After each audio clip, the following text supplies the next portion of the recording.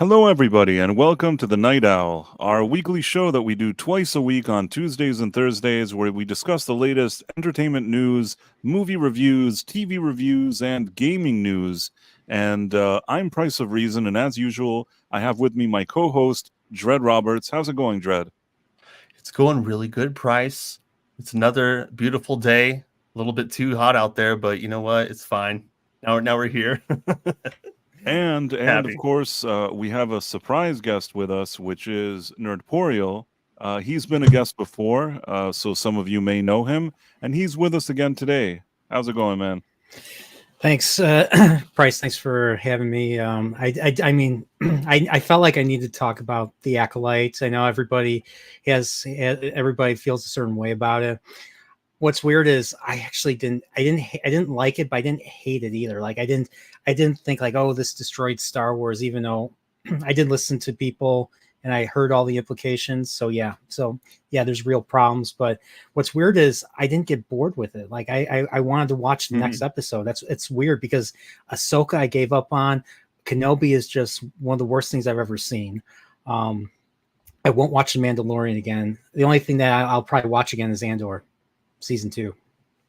So like I broke my own rules. I watched the Acolyte and I broke my own rules again. I said, hey, Price, you got room for someone to kind of, have a conversation about it with, so I appreciate you having me, Price. I didn't mean to invite myself onto your stream, which is kind of listen, it was cool. We've been talking about the show, and you said that you have like some thoughts that are a bit different. And here on our channel, even when people have different thoughts or different opinions, we're always open to hearing them, even if we don't agree or do agree. But it's always nice to have a conversation. And you're a friend of the channel. You've been here before, and you said, let's have a conversation about it. And we were happy to do that. So it's good to have you here. I was just looking at this article before we dig into that. I was just digging into this article. Let me try to pull this up. Also, we got a Gooch raid. Oh, wow. Thanks, Gooch. That was very nice of you. Thank you, I Gooch. didn't even talk to him, and he did it, which is really cool. I just don't know why my screen is not sharing. Can you guys see or hear me? The loading screen is beautiful. we're seeing the circle and going. And then let's try this again. Let's see what's going on. What's up, Kivo? The Wokalite, absolutely. What is up, Kivo? I mean, it wasn't. I didn't find. I'll be honest. I didn't find the characters nearly as insufferable as I was expecting. But we'll get to that. First of all, I want to tell you, Gooch is a friend of mine. That's mad cool of him that he sent people here. And you know what's really cool is that I didn't even say anything to him. I didn't say, hey, man, I'm doing this thing. And he just did it upon himself. His channel has been doing great. He from what I can tell, recently had Bo DeMaio to talk with him about the X-Men on the channel, which I think was very cool that he got that kind of, sort of a scoop. And he's been doing a lot of really great things on his channel. It's been growing, and I've been on a number of shows on his channel, which have been very fun. And if you guys are not familiar with Gooch's channel, it's called Diabolical Souls, and he's created a really nice community there. Really like what he's doing, so I think you should check it out. And thank him, of course. Thank you, Gooch, for sending some people our way. Always appreciated. Now, back to this article here. We have Dwayne Johnson and Danny Garcia's $7 Disney Inc. first look deal. First of all, it's always weird to me that Dwayne Johnson and his ex-wife are still doing business. I mean, it's fine. It's really fine. I respect that they were able to, transition from being married to being business partners. A lot of people aren't able to do that. It's interesting. Heck is $7? What'd you say? What is $7? What is that's his? I guess that's his production company. I mean, he should probably call it 7 figures or 8 figures, but it's called $7. Maybe it's kind of a relatable name. You think amazing. You think of Dwayne The Rock Johnson, you think he makes $7 a movie. He does so much Disney stuff. He really They has done a lot. They ink a first look deal. So the production banner will create theatrical and streaming movies, including with Johnson in starring roles. Dwayne Johnson and his $7 Productions, co-founded by Danny Garcia, which is his ex-wife, have signed a first look deal with the Walt Disney Company. The agreement will see Johnson and Garcia develop films for the theatrical and streaming platforms, with Johnson to potentially star. Yeah, you already said that. Anyhow, I feel like you know what I was thinking when I saw this headline and this article in general.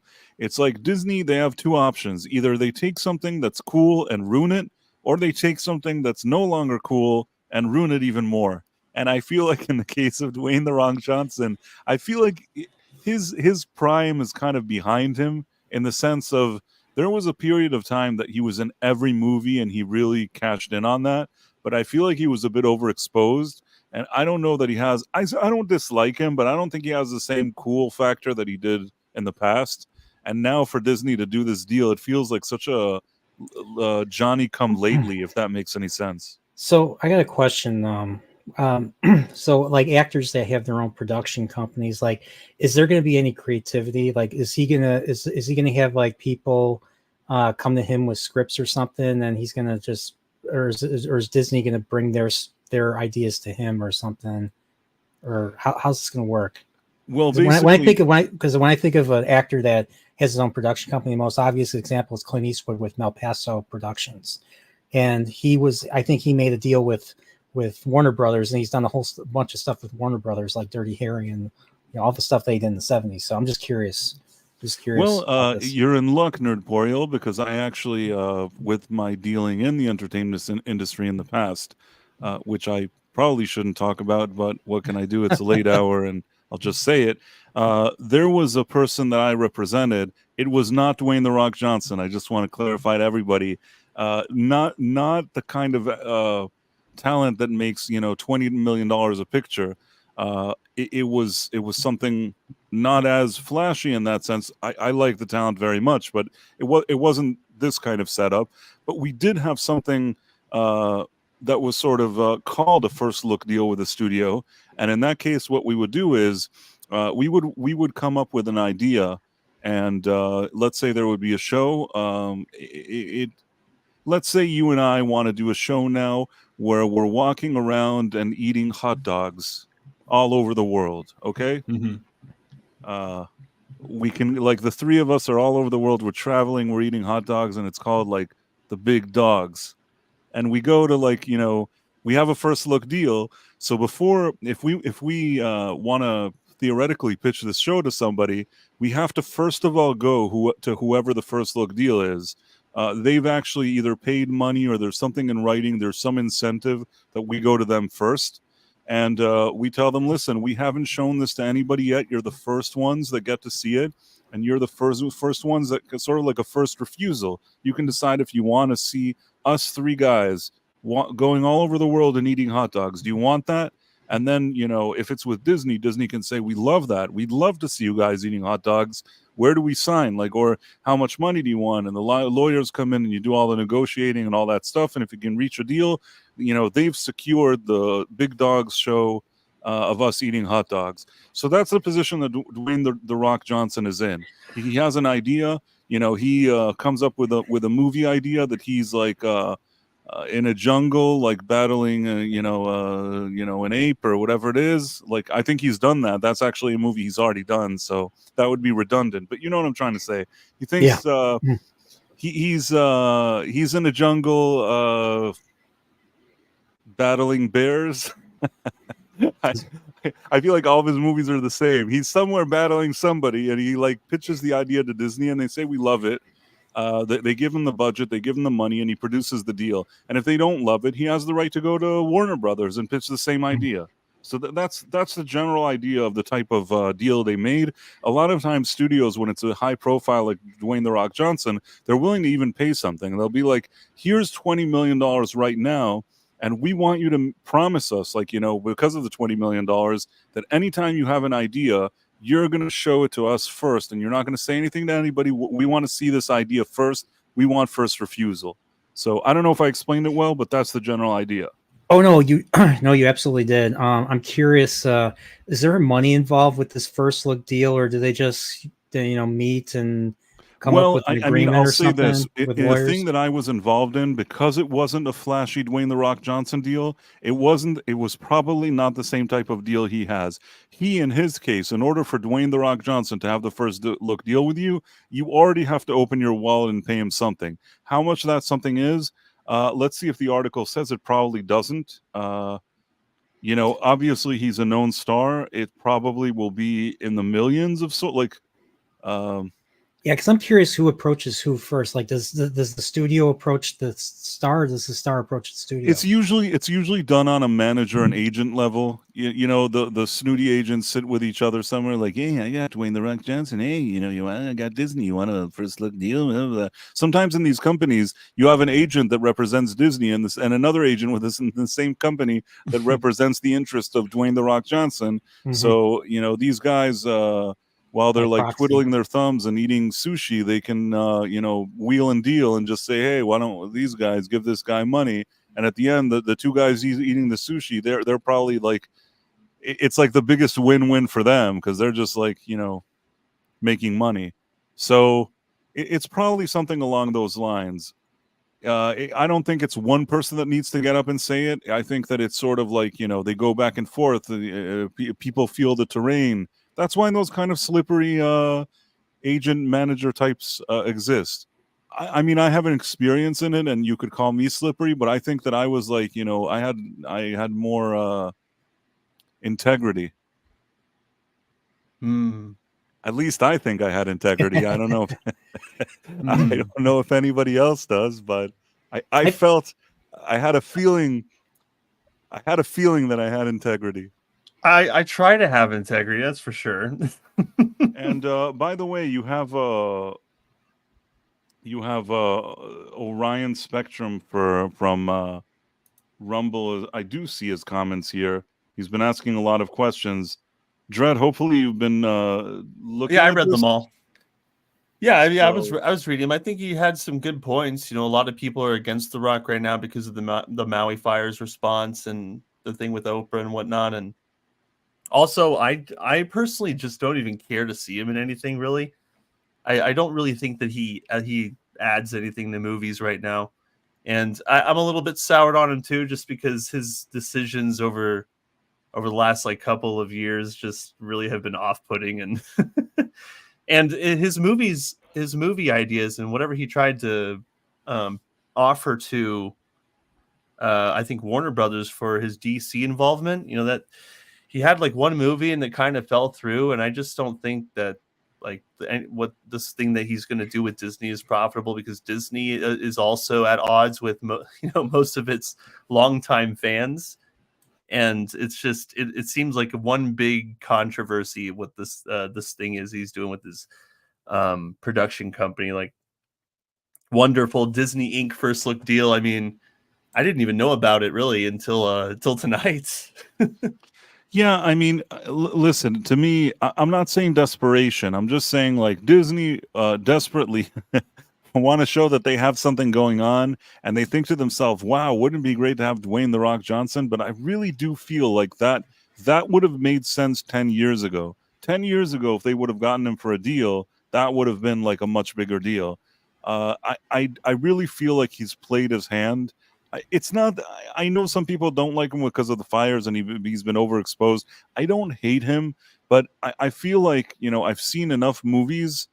If you take a bunch of Dwayne The Rock Johnson movies from the last 5 years and you edit them together just randomly, it'll probably seem like a logical movie. Meaning, if you take one shot from the thing that he's Rampage, and one shot from Jumanji or whatever it is, and one shot from him, Jungle Cruise, and you just splice them all together. One shot of the him, same photo, yeah. Yeah, I mean, he's dressed the same in all of them. His acting doesn't change from role to role. It's not like in one he brings this other kind of depth. In every single role, he's playing Dwayne The Rock Johnson, and if you just splice them all together and put it together, you have one movie, and you won't know when they cut from one movie to the other. And for me, that means that I think that he kind of has been, he's not in the same place as he was like 10 years ago, and that's fine. Nobody is. I mean, Schwarzenegger had his years. Stallone had his years. Sometimes at some point you don't have your years anymore. Stallone, as opposed to what people think, I think that he's actually a better actor than people give him credit for. Schwarzenegger went and became a governor.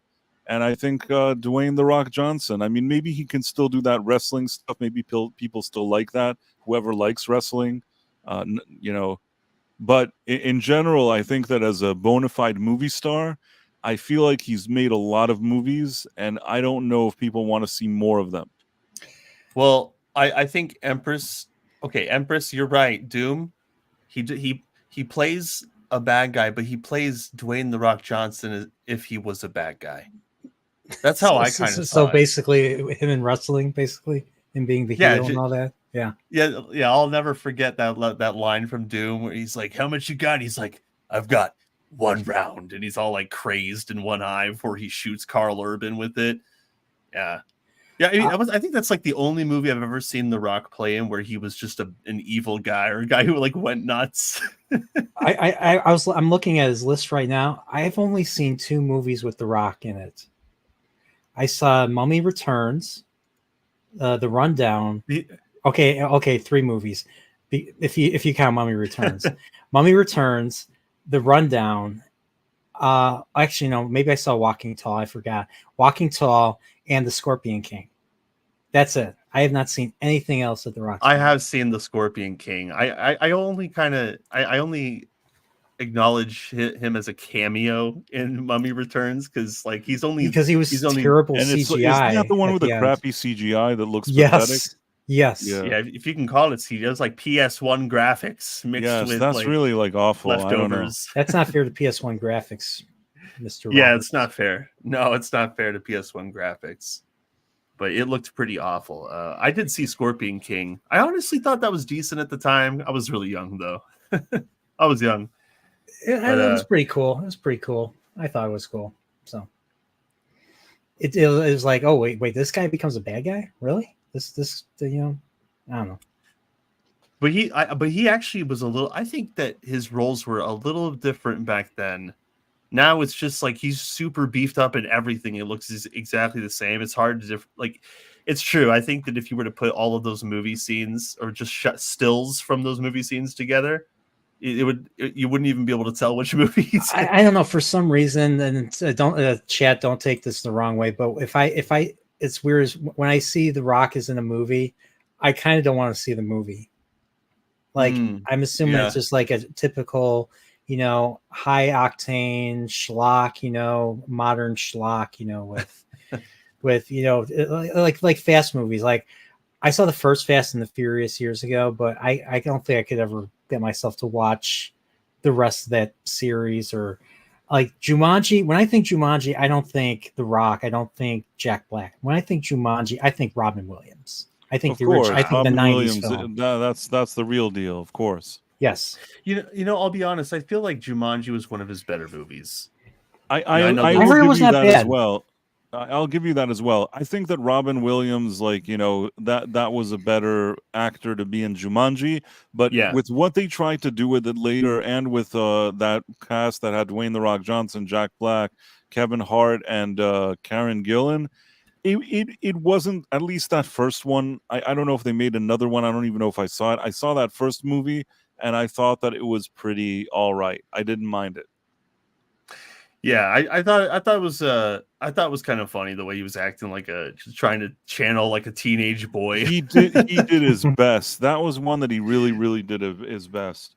Yeah, but then everything after that, it's just like them. It's like them trying to emulate that, and then just like channel The Rock in the same way, and it just comes off a little bit cloney.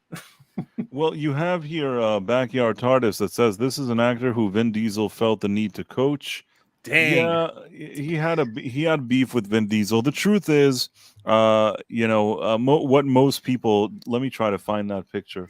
Now, isn't Vin Diesel running like the Fast and Furious series? Like he's the main producer now. He has been for years. Yeah. Okay. he didn't create this. He didn't create the series, right? Like, but he took over basically. Let me see if I can. Where's that picture that I wanted to show? Oh, where's that classic photo of them? Oh, how many photos? What is this publication? Open image and new tab. Maybe this will do it. Oh yeah, there was what was it? Hobbs and Shaw that he was in. Man, that was dude. Now that was a spinoff, right? Yeah, that was the spinoff of Fast and Furious, and they wanted to keep Hobbs in there. You know, I thought he was pretty good as Hobbs in 5.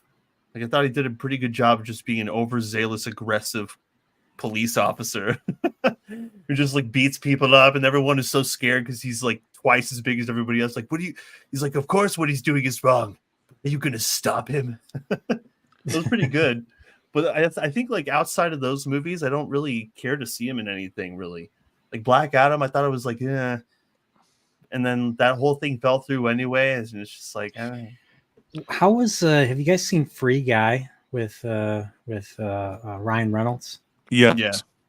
How was he in that? Because apparently it says he was in that movie.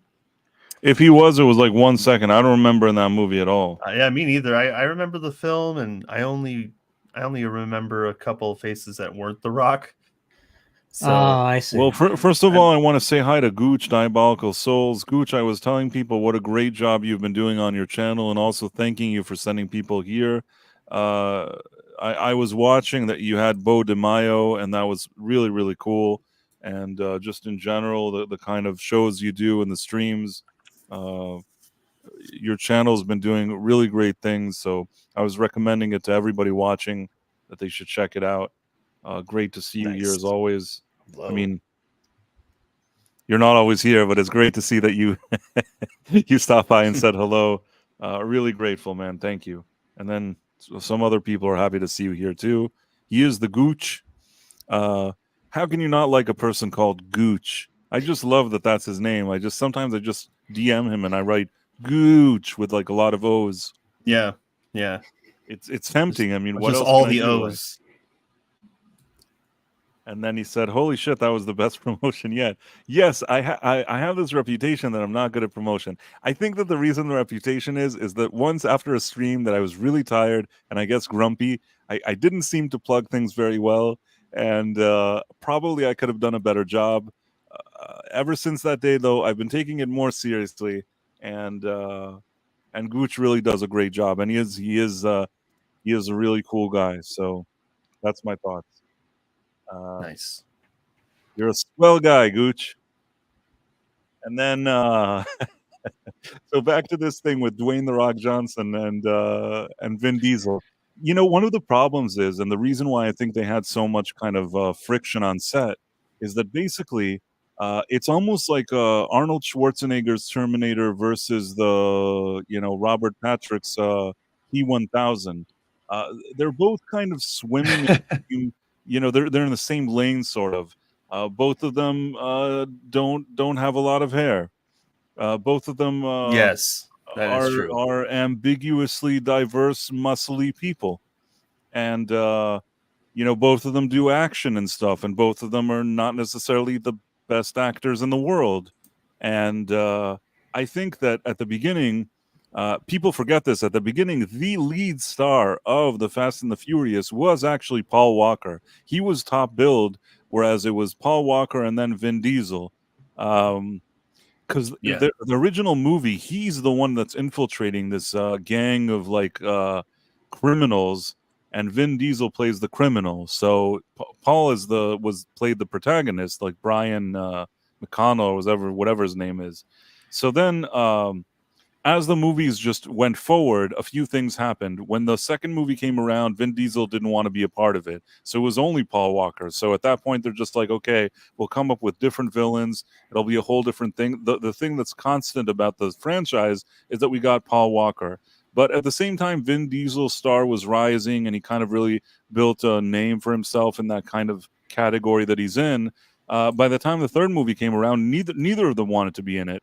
For the most part, you had Lucas Black, and it was Tokyo Drift, but still the director came up to Vin Diesel and told him, listen, why don't you do this cameo at the end? It'll be really cool if you're here. And somehow Vin Diesel agreed.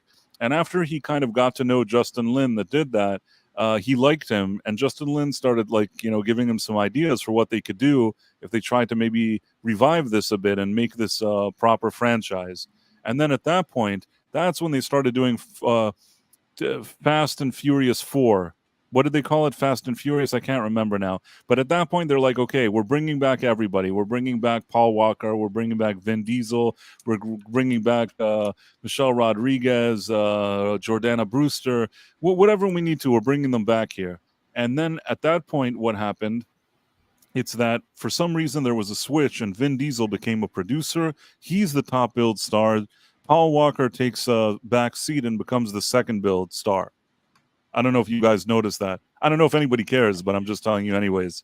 I remember 4 being called Fast and Furious, so they had sort of rebooted it, but it was not a very good movie. So it wasn't really the best comeback for Vin Diesel. No, but it made enough money for the studio to want to see more. But then here's the part where why the fight with Vin Diesel on The Rock, that like you said, it wasn't as good as it should have been, but it was good enough to maybe warrant a sequel. And this is where they did the ace in the hole. They did Fast 5, which in my opinion, aside from the first one, is probably the best one.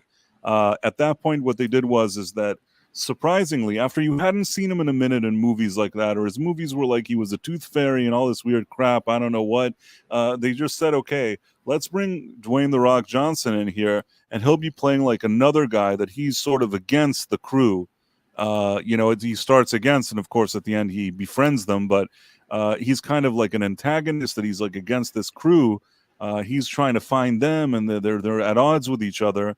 And this really, really added to Fast 5. It added to the Fast and Furious franchise. It really kind of boosted The Rock's profile, and everybody benefited. And that movie made a ton of money. And from that moment on, I feel like Vin Diesel and The Rock already had this kind of ego clash, because Vin Diesel was thinking, this is my franchise. Like, anybody that's here should be thankful that they're here. And Dwayne The Rock Johnson was thinking, your franchise was kind of sinking. I came and I came and I'm the one that lifted it. And then this clash of, again, they have the same kind of branding, if you think about it. And, Dwayne The Rock Johnson has more muscles. He acts a little better than Vin Diesel. You know what I mean? Like, he's just a little better than Vin Diesel at being Vin Diesel. So I agree. I think that ultimately they're like, you're late for set. No, you're late for set. You didn't do your take. You didn't do that. And then Vin Diesel would go to the newspaper and say I really have to coach The Rock and teach him how to act. And it's like, guys, you both could probably use an acting coach. I don't think either of these guys are in the position to teach each other acting courses. I think that they should probably take a very long acting course. But somehow it got to them coaching each other on acting and not arriving to the set and getting upset at each other and all this other stuff. And that's why maybe they made it work for the sixth one. But by the time, maybe they made it even work for the seventh one. But then they also did another thing that the studio wanted to cash in on The Rock. So they're like, why don't we do Hobbs and Shaw? And if I'm not mistaken, Vin Diesel, because he didn't create this franchise, he probably was not getting any money from Hobbs and Shaw. I don't think he got money. In some cases, when you create the franchise, you can be an executive producer on any other spinoff, which means that Vin Diesel would have been that. I'm not sure. I can't remember now if he got a title on that or not. If he did, he should be happy because that means he made money. But if he didn't, and maybe even if he did, he didn't like the fact that Dwayne The Rock Johnson was getting that kind of spotlight, and the movie did well on its own. Hobbs and Shaw actually made money. So all of this just built the thing, and at the end, Dwayne The Rock Johnson didn't want to come back anymore, and it was all whatever. But now after that movie, the last few kind of didn't do as well as the studio had hoped, and they were very expensive to produce. They're like, we're bringing Dwayne The Rock Johnson back, and he's going to be in this final chapter. And supposedly him and Vin Diesel have put all their personal differences aside. Also, they're all friends now. I bet they hate each other. They hate each other's guts in a way that you probably couldn't even imagine. But, when there's tens of millions of dollars in the air, Sometimes you got to put things aside. And honestly, I think that's something that I used to tweet when this whole feud happened. I wrote, like, imagine that you're like two stars that you're making each like $20 million a movie, and you're acting like two-year-old kids. I mean, right now, if I'm getting $20 million a movie, I'll make it work. I'm not going to look to fight. This guy has a big ego. That guy has a big ego. But I guess these guys have enough money that even somebody throwing $20 million a movie at them for these Fast and Furious things, they still feel the need to bicker with each other, which is kind of lame. I still think that the movies were a lot better off with Paul Walker in them. He as a character was really good for those movies because he represented like the everyman who's kind of stuck between two worlds and trying to figure out a way to deal with it that's kind of outside the norm of how they deal with their problems. Like the movies used to be about, gang wars and doing things for rich businessmen and everything, and it kind of became a huge high octane thing, and it just went off the rails and over the top, like beyond what was necessary once Paul Walker was gone. And I feel like ever since Paul Walker has not been in them, that they've kind of suffered in quality. But man, like, do they make money? And that's despite the fact that some of the stunts or the CGI scenes of cars doing all of these miraculous things, it's just like I mean, they make a lot of money, but man, it's such dumb fun now. It's not like, it's just not, I don't think that it's at that quality that it used to be at. Turn And off like the brain. Rock, even The Rock, like being there, it was great for Fast Five because he was an interesting villain for that time. But it's like 6 and 7 and Hobbs and Shaw.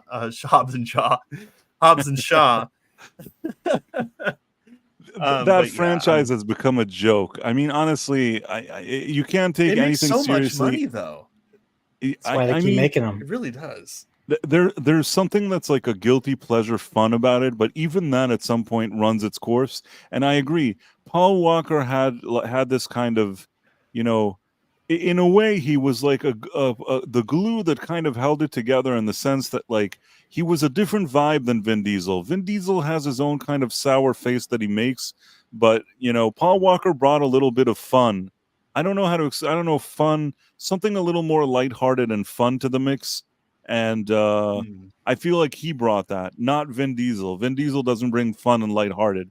So maybe, they have people like Tyrese Gibson and Ludacris try to like bring a little bit of humor and stuff. But I really think that Paul Walker had this kind of more positive presence.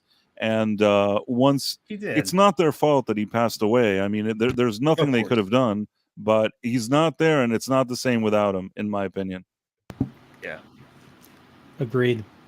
Although I have to agree a little bit with Backyard TARDIS. I think in a couple of movies, Vin Diesel's acting is a little bit better than The Rock's. Like, I don't know if how many people like those films, but I actually really like the Pitch Black saga. The Riddick, yeah, the Riddick saga. I love Pitch Black. I thought he was a really good character in that one. And he didn't say. I don't know if I remember correctly. He was the stoic prisoner. He didn't say much, if I remember correctly. He didn't, but he had this.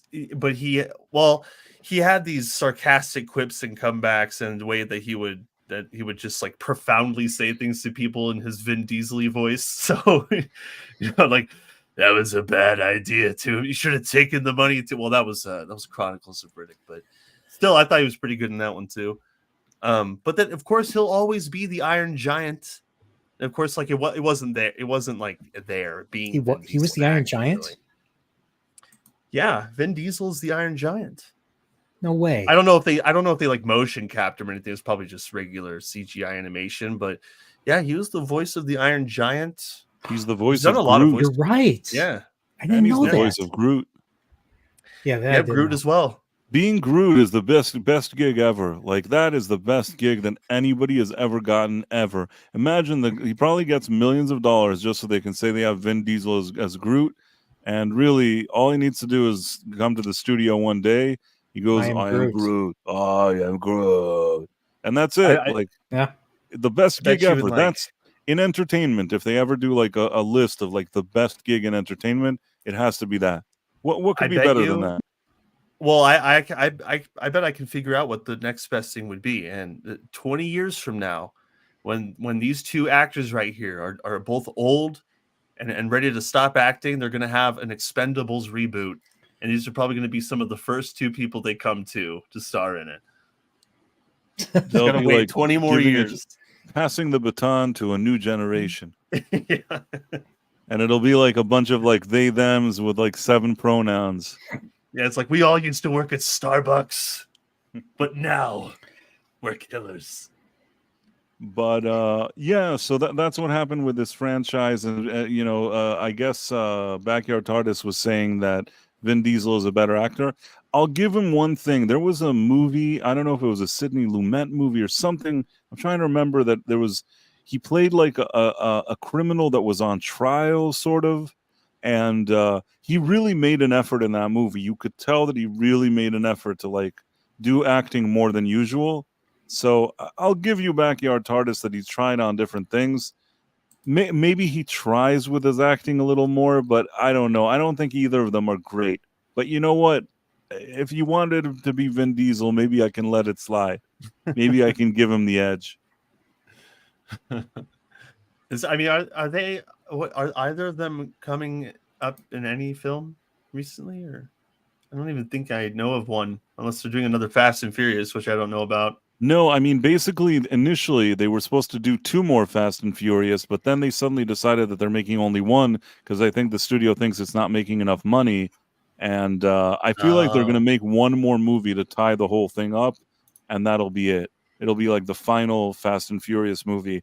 And I don't think that's a bad idea. I think that they've made enough of those movies.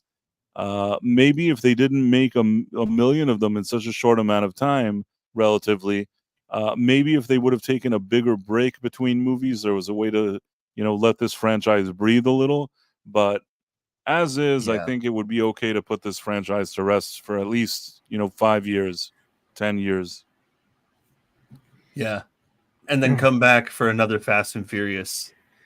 Yeah, I thought they were going to end it. I thought they were going to cap it off with 10.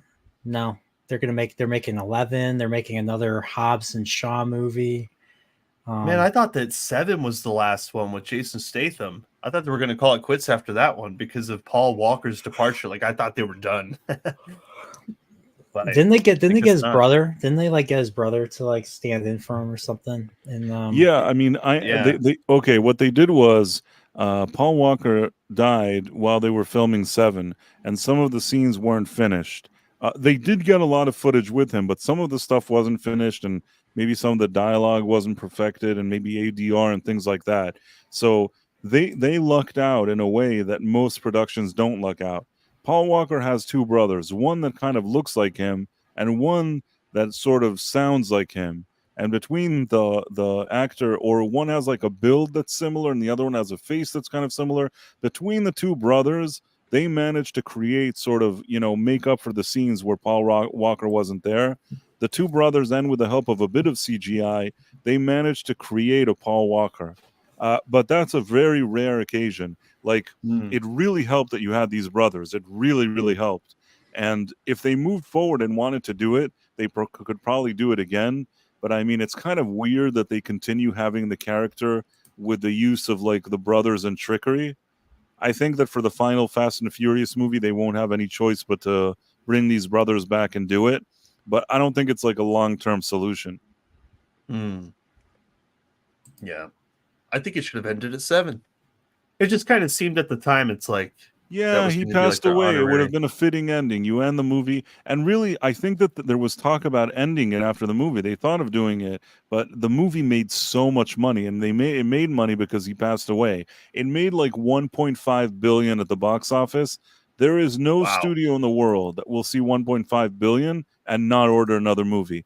You could say whatever you want. You could say it's a nice time to end on top. You know what I mean? He passed away. This is the time to ride off into the sunset, and no executive at any studio will ever listen to you. With 1.5 billion, you can talk. Nobody's going to hear one word you have to say. Good point. So at that point, what happened is that Vin Diesel started kind of towing the company line. He would go to interviews and say stuff like, if Fast and Furious 7 was for Paul, Fast and Furious 8 is by Paul. What does that even mean? I don't know. He would I see. He was trying to make it seem like Paul wanted 8. Like Paul was really on board for this 8th movie. It's like, was he on board? He didn't even finish making the 7th one. I don't know how he was on board for the 8th one. But it doesn't matter to Vin Diesel. He would just make these declarations. It's interesting. He would do that. Who knows? Maybe he did. Maybe he was just all fired up. Who knows? Or maybe he said that like 7 was from Paul, but for Paul, but 8 was from Paul. There was something he said that I listened to it and I actually had a chuckle. I'm like, man, you just want that paycheck. They made him 1.5 billion. The studio is kissing your ass. Everybody's throwing money at you, and you're going to make another one of these movies. Wow. It's okay. It's business. 7 was for Paul. 8 was by Paul. 9 was in reference to Paul. Right. And, wait, is there a 10? Oh yeah, there is a 10. Yeah, came out last year. Yep, that's 10. Yeah, 10 at the end of it, it's a spoiler, but at the end of it, they show, like, they already filmed 10 without Dwayne "The Rock" Johnson, but sensing that they were annoyed that he wasn't there, they struck a deal with him. He filmed like a post-credit scene where you see that he's going to be relevant to the next chapter, and now they're going to film, I guess, Hobbs and Shaw 2 and the final chapter of this thing. It was a big deal they worked out with him. You get 2 movies, you know, basically he probably was promised $40 million plus percentages. And, you know, as big as his ego is for $40 million, even Dwayne "The Rock" Johnson can go and just make a few movies. Yeah. Wow. So it's almost done then. 20 years, over 20 years, really. But, when did John Cena join? I see that John Cena is in one of the movies too. Yeah, okay. I think that in number 9, when they felt that like they couldn't get Dwayne "The Rock" Johnson, they brought John Cena as like a long lost brother of Vin Diesel. He looks like Vin Diesel's long lost brother, kind of like I look like Nerdporiel's brother. Actually, I probably look more like Nerdporiel's brother than he looks like he's the brother of Vin Diesel. But it so is not very much at all then. Price, I had no idea. This is profound. This is a profound moment, everybody. So basically, they don't look like brothers at all. Jordana Brewster certainly doesn't look. She barely looks like she's Vin Diesel's sister, but let's say I could let that slide. She certainly doesn't look like she's John Cena's sister. But they brought them in there. They're all family. What'd you say? But they're all family. Family. That's the ongoing theme of these movies. So I got a question. Do they ever go to the Olive Garden? Because, you know, when you're there, you're family. No, and they only do like the Olive Garden is like they literally sit in the garden of like in the backyard with a barbecue. That's the only garden they sit in. Yeah, they're like all like multi-millionaires, and they just go out and have burgers and right, like they just stole like $70 million in some heist, but like they're in like the backyard with like a wife beater, flipping a burger, listening to some like, you know, reggaeton music in the backyard. Yeah, they're all being eaten up by mosquitoes and calienta, calienta, señorita, calienta, and then he's like, "Oh, the family, gives a burger." Man, yeah, that's pretty much how all the movies end, right? When did that start? The whole thing of, you know, you have a big action movie, then the end of the movie, everybody's just like eating. Everybody's at a restaurant eating because of how horrible or how crazy the previous scene was. You know, they're at the restaurant, they're like at a Denny's or something. When did that start? Avengers? What do you mean, the shawarma thing? Yeah, the joke of you know, like they go out to eat after you know the big action. That's Avengers 1, I think. Yeah. Well, didn't they do something actually? I think of Pineapple Express now too. Didn't they do something like that in Pineapple Express, where they're all bandaged up and they're at like a Denny's or something? I don't know. I think that's become a thing in movies now as a joke. It is. I think that the Avengers were actually playing off that joke that was probably in other movies. I remember reading something. I don't think it was the Avengers that did it first, but I could be wrong. I vaguely remember, and I could be completely wrong. They didn't initially film that scene. It was like they very late in the game did an additional pickup scene of the Avengers eating shawarma, and I don't know if it has something to do, and I could be wrong, but I have a feeling that it could be true that maybe Robert Downey Jr. may have improvised that line, and then they thought it was funny, but I could be wrong. I think there. You might be right. I think I read somewhere that he mentioned shawarma on set or something. Like he was really hungry for it, and then they ended up like doing it and going out and to eat shawarma in their costumes, and they were just actually filming them eating shawarma or something like that. There's something going on there, but it was, I think that there's something that one of the actors already had a beard. That's why you don't really see his face. Because like it was some time after they finished filming, they went back for the pickup of the shawarma. That's what I read. I haven't looked at that scene in a very long time, so I could be right, I could be wrong, but who knows? But there's at least a grain of truth in what I'm saying, and now Nerdporio, and you'll get excited now. You wanted to talk about the Acolyte, and we can let's see for a second. You know what? I feel like the Acolyte is so bad that not even The Rock could save it if they were to cast him immediately as a Jedi who is like good-natured and has like Skywalker's personality. It would still die. Star Wars would still die. I feel like at this point, even if they were to immediately announce a new movie, it's like, you're right, guys, we were all wrong the whole time. We're giving up on our agenda pushing, and now we're going to make a really good Star Wars movie. You were right. We should have listened to you, and we're sorry, and we'll never do it again. Here's this movie with this awesome actor and this plot that will blow you away, and fans would still be like, no, we're good. You would think that, but like it seems like whenever they jangle keys, people are like, "Oh, Star Wars is saved, yay!" Like you had like Every the Luke time. Skywalker. It's Luke Skywalker scene at the end of Mando season 2. You have what's another good example? I mean, I don't think. I mean, people liked Andor, but I don't think Andor got enough attention. Didn't Andor get like the least viewership out of all of it?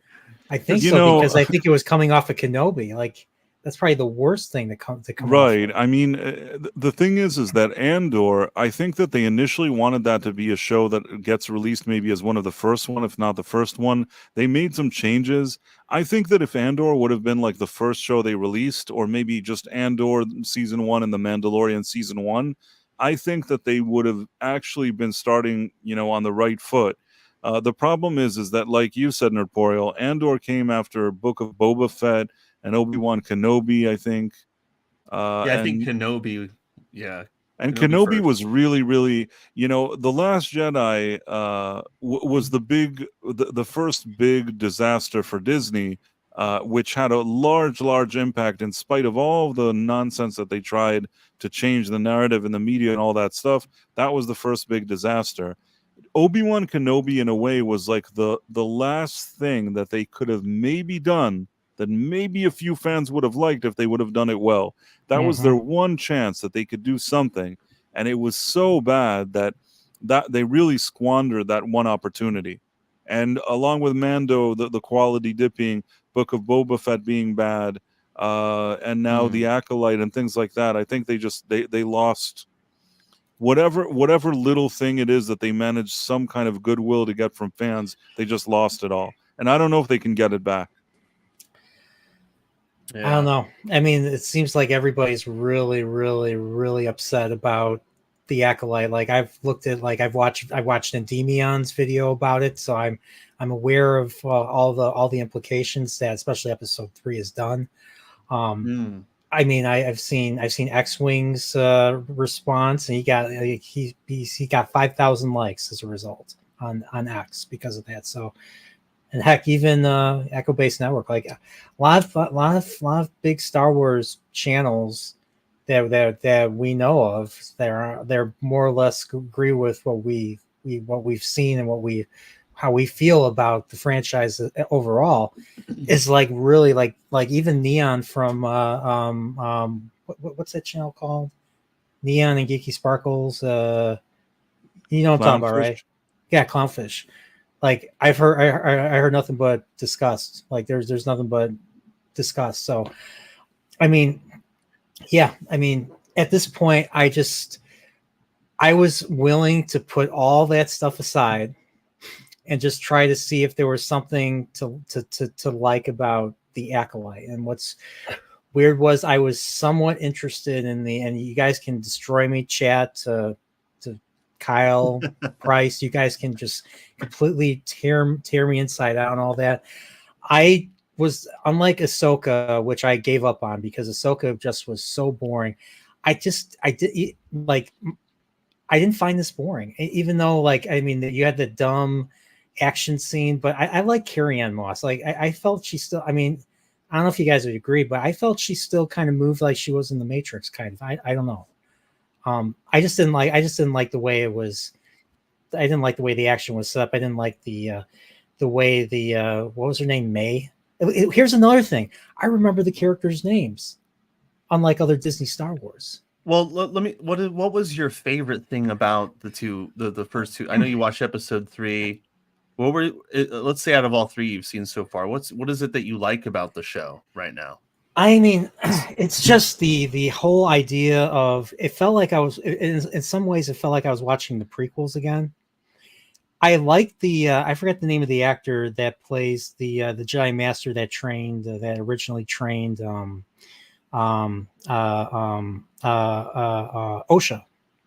You mean the Squid Games guy? Yeah, Squid Game. I actually kind of liked him. I didn't. Lee Jung Jae. Yeah, that's probably the only bright spot of the show, even though he's totally misused. But yeah. Yeah, I mean, I liked him. I liked. I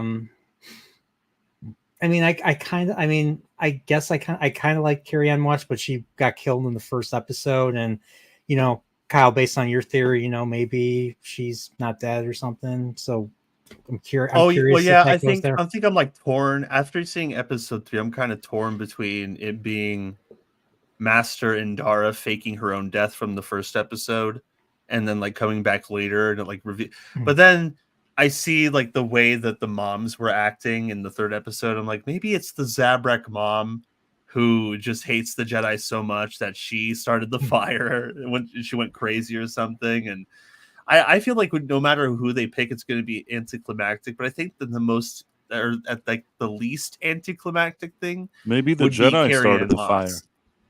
Yeah, that's what I thought too, because that's what I think. That maybe Carrie-Anne Moss's character. Here's, like, somebody said this in the comments, and I think that this is a really good point. Is that Carrie-Anne Moss, or it might have been something right, but it's like Carrie-Anne Moss is such a huge name, and it's like you're tailoring this combat basically after the Matrix. I mean, this has it's like they're wanting people to think about Carrie-Anne Moss while this thing's going on, and I feel like just to put her in there, like such a big name person, and then not to utilize her for more than 3 minutes of screen time, I think is a waste. And so I thought that since she's like on all the posters, and since she's so heavily promoted in this show, that maybe it's that she started the fire, and that's why all the Jedi feel guilty, and like that little white Jedi,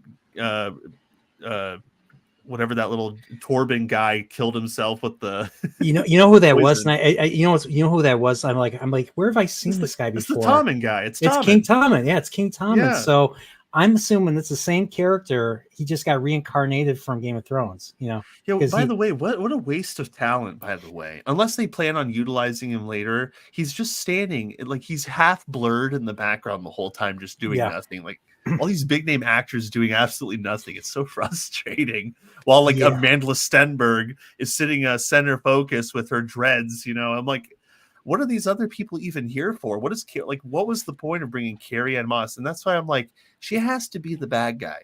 She has either that or bait and switch. She knows too much about like this villain that I know it's so stupid that we're even, but it's like she knows so much about the Jedi. Like the Jedi won't attack unless they have a weapon. So, and I'm like, maybe I'm giving the show way too much credit here by saying that they might actually have like a clever little twist here where Carrie-Anne Moss is the bad. But then again, it would still suck if she was, because of the fact that the show presents Jedi in such a negative way for me.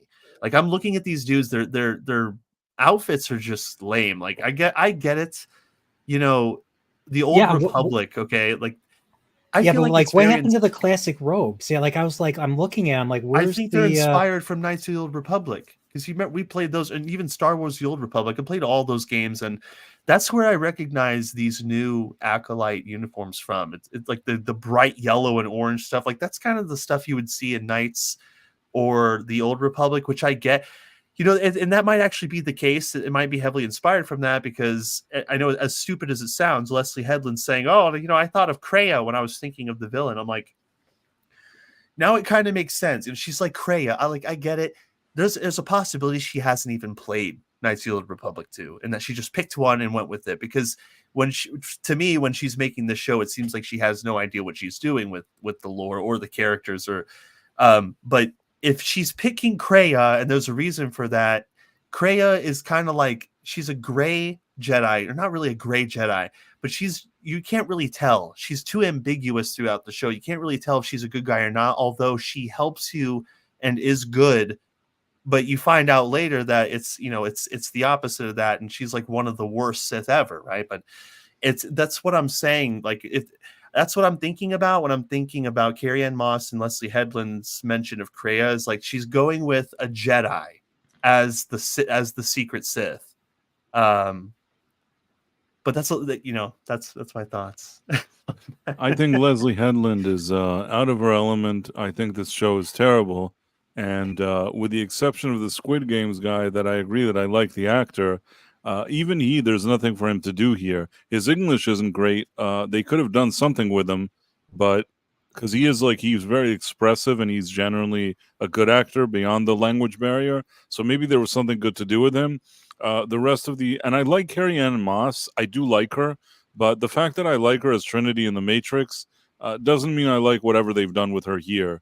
I agree with you, Dredd. I think she's going to end up being either she's the bad guy, or it's that one of the mothers that raised the girls or carried them. Or some people said Soul too. Like surprisingly, some people were like, "Oh, it might be Soul because he's just way too nice." Right, and he's a male. You know, it'll be funny if it ends up that he's the bad guy. It'll be the ultimate like Kathleen Kennedy joke with the Force is female.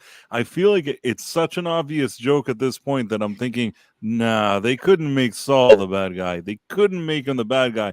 It would already be like that they've gone so over the top with their agenda that it's just like it's beyond. It's so over the top that I feel like maybe they wouldn't even do it. But if they did, I wouldn't. It wouldn't be a complete shocker, I guess. Yeah, I don't know. I think that if I had to pick something that I like out of the show, I mean, my first instinct is to go to Soul, but I feel like he's just given really crappy material to work with, and nothing to work with. The actor tries his best. The actor in every scene, he makes like these expressions. You can tell that he wants to bring some kind of gravitas. He has very, very little to work with here. I agree. Yeah, and it was really easy to root for him in the first two, but the third one, now he kind of feels a little bit like a groomer to me. This character, yeah, because he's one of the four and look at little girls. It's kind of a strange thing for a Jedi to do. Well, yeah, he's like watching them, and then he like stalking the little girls, and then he like tattletales. He's like, no, they were here. I saw them, and I'm like, dude, what the heck? And then he kneels down to one of the girls, and it's clearly their parents behind them. They're like, they don't want to go to you, or like, and then Soul's just like, come on. Come out here, come talk to me. Like it's down, and he's like, you like lightsabers, don't you? You like Jedi, don't you? I'm like, dude, why? It's like he couldn't wait to rip these girls away from their parents, and maybe that's what it leads into. But the way that they were just like the way that the Jedi came in, and all these poor innocent witches are so afraid of these evil Jedi. Like everybody like guard the girls and protect them. You know, the Jedi are coming. We can't stop them from coming. The Jedi are just like walking in all stoic and but they're not like heroes. They're like all corrupt and dark, and that's kind of like, I think that's what I hate the most about it, is that the show seems to hate the Jedi, and so all of these characters that are in the Witches' Coven and everyone that encounters a Jedi is just catching a tough break and a snag in their life or something, and the Jedi just come in and wreck everything. It's just kind of insane. It's insane. Were they Night Sisters by any chance? Do you know? So the way I understand it, and I read a lot today, I've read a lot over the past couple of days, is that it's just like some kind of, these are not the Night Sisters. They're just I guess they're just a different coven of witches that are figuring out how to, conceive babies immaculately through the Force, and then there's like a theory that Darth Plagueis or Darth Tenebris comes in at some point and steals that knowledge, and and that's how they figured out how to transfer life essence or whatever.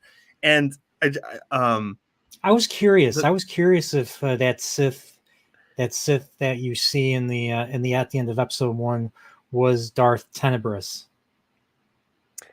There's no way they're going to put Tenebris or Plagueis in this. I just don't feel that they have the heart to do it. I feel like they're just going to make it the mom, or they're going to make it one of the women. I just feel like it's too ambitious of a thing for them to do. Yeah, and that's true. Like every time I've heard like theories about what was going to be next for Star Wars, going all the way back to the sequels, the fan theories were always better than what they did. It was nothing burgers, and yeah, I agree with you. I think it's going to be a nothing burger too. How many years? I know that like I was so locked in on the sequel movies coming out when everyone was speculating who Snoke was could be. Yeah, and I still think he should have been Plagueis personally. Everyone thought he was going to be Plagueis. A lot of people did, and then other people thought that he was just that he was an alien from outside the galaxy, like in a different galaxy, and that he was some kind of giants. Yeah. And I just think that all that time that Disney could have been listening to what fans were speculating about, they've never tried it, and they're going to put it in the Acolyte. I just don't think they have it in them to do it, to finally bring Plagueis into the picture. I mean, maybe because at some point I'm sure they would probably want to tackle, Plagueis being, Palpatine's master. That is the case, right? I think if I'm remembering right, Plagueis is Palpatine's master. Correct. And Plagueis is going to be a woman, is going to be like dude, yeah, they're going to do that because that was his power. Carry on Moss is going to be Plagueis or something. Plagueis is supposed to be immune. One of the Bacon Clan aliens. They'll do what they did in the Halo show, where the Flood are just like a bunch of zombie humans, just people who lost their minds. Maybe they'll do that with Plagueis, where they make Carrie-Anne Moss it's like I'm Darth Plagueis, and I've been switching bodies for like 100 years now. Haha. But I just maybe okay, I got it. Maybe one of the witches will use her magic to make baby Plagueis appear within Carrie-Anne Moss's stomach.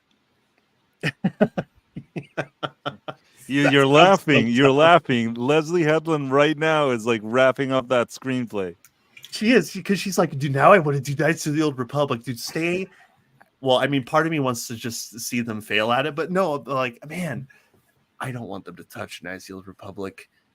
But it just seems like they just want to keep. It's like Leslye Headland keeps talking about the Star Wars as if she's going to be here forever, and it's, you know what? It's Star Wars is dead. It's like I'm watching this thing, and it's like I mean, I'll never forget. They asked her, "What's your favorite Star Wars movie?" And what did she say? All the Star Wars. All the Star Wars, yeah. And then you had that. Who's the actor that played the beefcake? I forget which Jedi was he. wait, who? Yord. Was he Yord? The dude that was friends with what's her name, Osha. Yeah, I think. Yeah, they do a random shirtless scene because we are in the age of objectifying men or something. So well, yeah, and plus he did that interview, and he's like, Anakin was the one that destroyed the Death Star and all that, and we gotta respect the fact that Anakin destroys Death Stars, and everyone's like, remember that he said that twice as well. That we always have to remember twice. that he didn't just say it once. He repeated it. Like that bro was a believer. Right. He totally doesn't know anything about Star Wars. It's just ridiculous. But I don't care. First of all, I don't think that Star Wars is a place for like a bunch of people without their shirts all the time. But if they, let's say, wanted to do that, at least have some woman that looks good on this show that like you see a few scenes where she looks appealing. At least you could counter with that. But this show only wants to have like LG women, and usually based on the way like Kathleen Kennedy's guidelines is, women can't look good. Even if they hire actresses that maybe an actress looks good, they still won't let her look good. I mean, look at the good example of that is Wheel of Time series or Wheel of Prime. Like the women in Robert Jordan's books are described as beauty. I mean, they're all beautiful. Even the Aes Sedai witches. And then what does then we have showrunner Rafe Judkins like hires the most unattractive female actresses to take on these roles.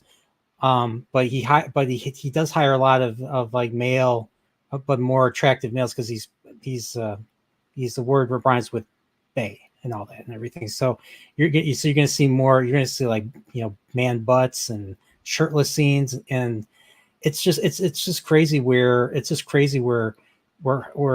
entertainment's going now. So, man. Yeah, and I just don't think that the Acolyte is here to save anything. I'm with you on that. We all knew it would just be some kind of pathetic joke, and I think that it's exactly, in a way, it's exactly what I thought it would be. I know some people are like now shocked. They're like, "Oh, they ruined it." Oh, like there's a bunch of like lesbians in space. This has already been this way for years. Like this.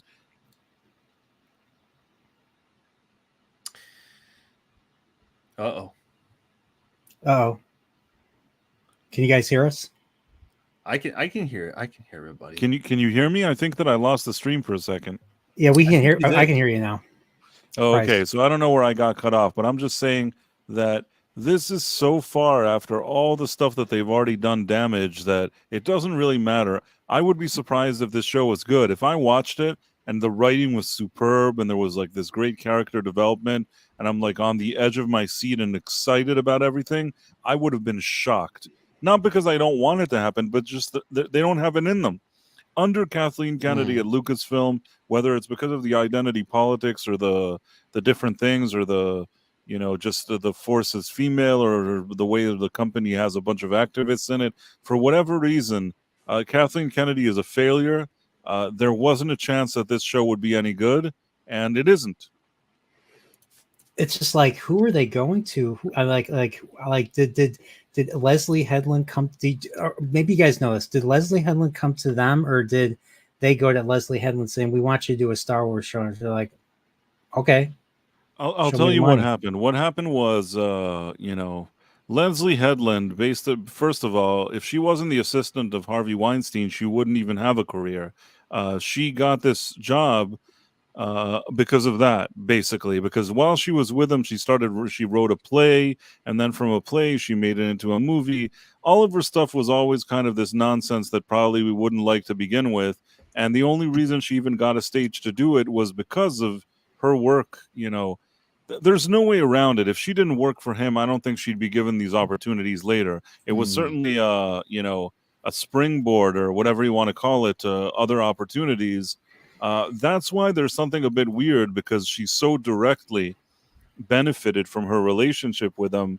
Nobody's ever criticized her. Nobody's ever asked her any questions, but she seems to have benefited from her relationship with him. Now, specifically why they took her, I think that somewhere in the past number of years, there was a show called Russian Doll, which she created and co-produced or something like that with Natasha Lyonne. Also an overrated actress, also annoying, and I don't rate her very much. So they teamed up. Is that the one where they stole the idea from like the whole idea of a time loop from the Next Generation episode Cause and Effect? Star Trek. I think that's the one. I think that's the one. I tried watching an episode of it, and I found that it was a snooze.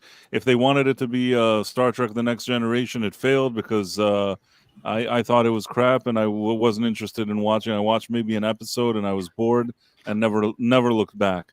But they had that show, and it was quote unquote considered a hit for Netflix or one of those services, and of course it got a few like Emmys or whatever, some nominations, because it was women making a women-y show or something, so they wanted to give them awards. And then Kathleen Kennedy said, wait, women making women-y shows, that's perfect for Star Wars. So then they oddly though, season 2 came out of that same show, and basically Leslye Headland seemingly was either kicked off the show or I don't know what. She wasn't involved in the second season. And I guess because she had her schedule clear, Kathleen Kennedy thought it was a perfect time to bring her into the fold with Star Wars. And that's how we got her in the Acolyte, I think. Yeah, I'm reading the most trusted source on the internet, Wikipedia, and it says that Leslye Headland was interested in working on Star Wars or something. I bet she was. I'm sure she was. Yeah. Again, these things a lot of times are like, they're closed between management and agents and whatever. I mean, you have her Headland's agent. Maybe she's just departing that show that got some awards that sucked, but awards speak to people. It sounds good. The agent called, says, "Hey, this is a stunning and brave woman. She just got an Emmy, or the show got an Emmy, or somebody got an Emmy. Everybody's talking about the show. It's the hottest thing ever." I mean, again, it's just some stupid show. What does that show have anything to do with Star Wars? I mean, what credential does she have that can even say that she do a Star Wars? But that doesn't matter to Kathleen Kennedy. They call her people. They say, "Listen, this Headland is the hottest thing ever. She's so hot right now." I sound like Will Ferrell in that Zoolander movie. She's so hot right now. Yuri Todd said, anyone mention how the Force thread theory is a ripoff of Wheel of Time? And yes, I've seen so many people say that. So apparently there's no good and evil. It's like in Wheel of Time you have the male channeling called Sidene, and you have the female channeling called Sidar. And they're different enough, but they're part of this. They're part of the one power and everything. Which is basically it's kind of like one power is kind of like the Force. You basically channel the people channel through that. And I'm curious if Lucas kind of stole some ideas from Wheel of Time when he was developing the prequels, but that's just me though. But yeah, the whole thread thing does sound very weird. I don't think because the thread thing was his. I think the Night Sisters thing, that was a concept that he had signed off on way back in the day. I think like in the 90s. But other than that, I've never heard of the thread though. The thread is basically in the Wheel of Time. The Wheel of Time, turns, and it's a weave. It weaves the pattern, and the pattern is basically the course of human lives, human destinies intertwined throughout in the universe, and every person is a part of the pattern. And so even if a person dies in the Wheel of Time, the immortal soul exists. But there's actually this one ability, this one power, this one attack that actually can burn a person out of the pattern, and they'll be lost forever, basically. So, yeah, I mean that's kind of the pattern. Yeah, Yuri Todd's got right there. So in a way, what Leslye Headland did was to take that and then formulate a very, very watered down version of that. Mm-hmm. Yeah.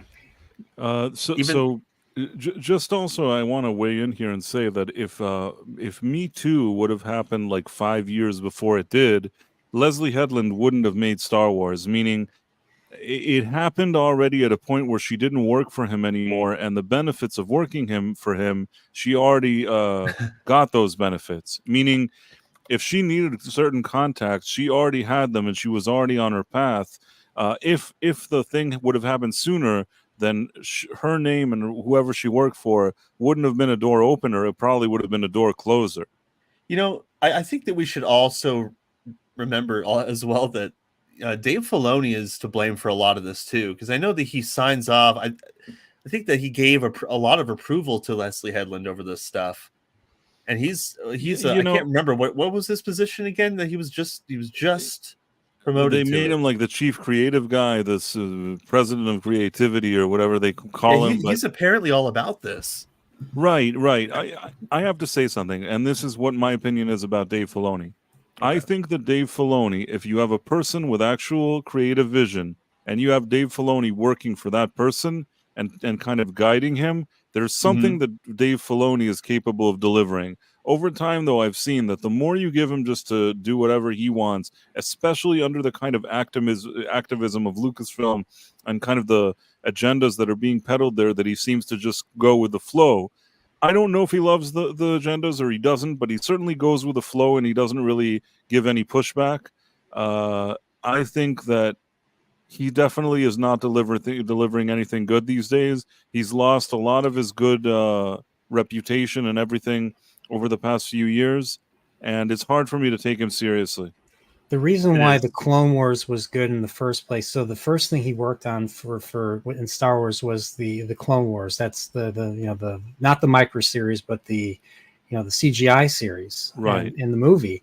But he worked, but he wasn't the boss. The boss was George Lucas. Right, so of course. George Lucas was reining him in. He's good when he has someone above him, especially someone like George Lucas, who has a clear vision of what he wants. I mean, he was fully involved with the Clone Wars series, and I mean, he was all in. It's a shame that he sold it when he did, because the Clone Wars got canceled as a result. It was in its 5th season, and I was totally on board. Like, the show was getting so good.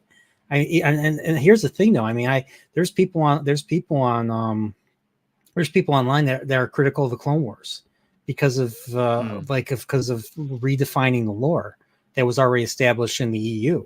So as much as I like the Clone Wars, I don't mind it because I don't know it, but there are people out there that are super duper into that and resent what Filoni did, going all the way back then.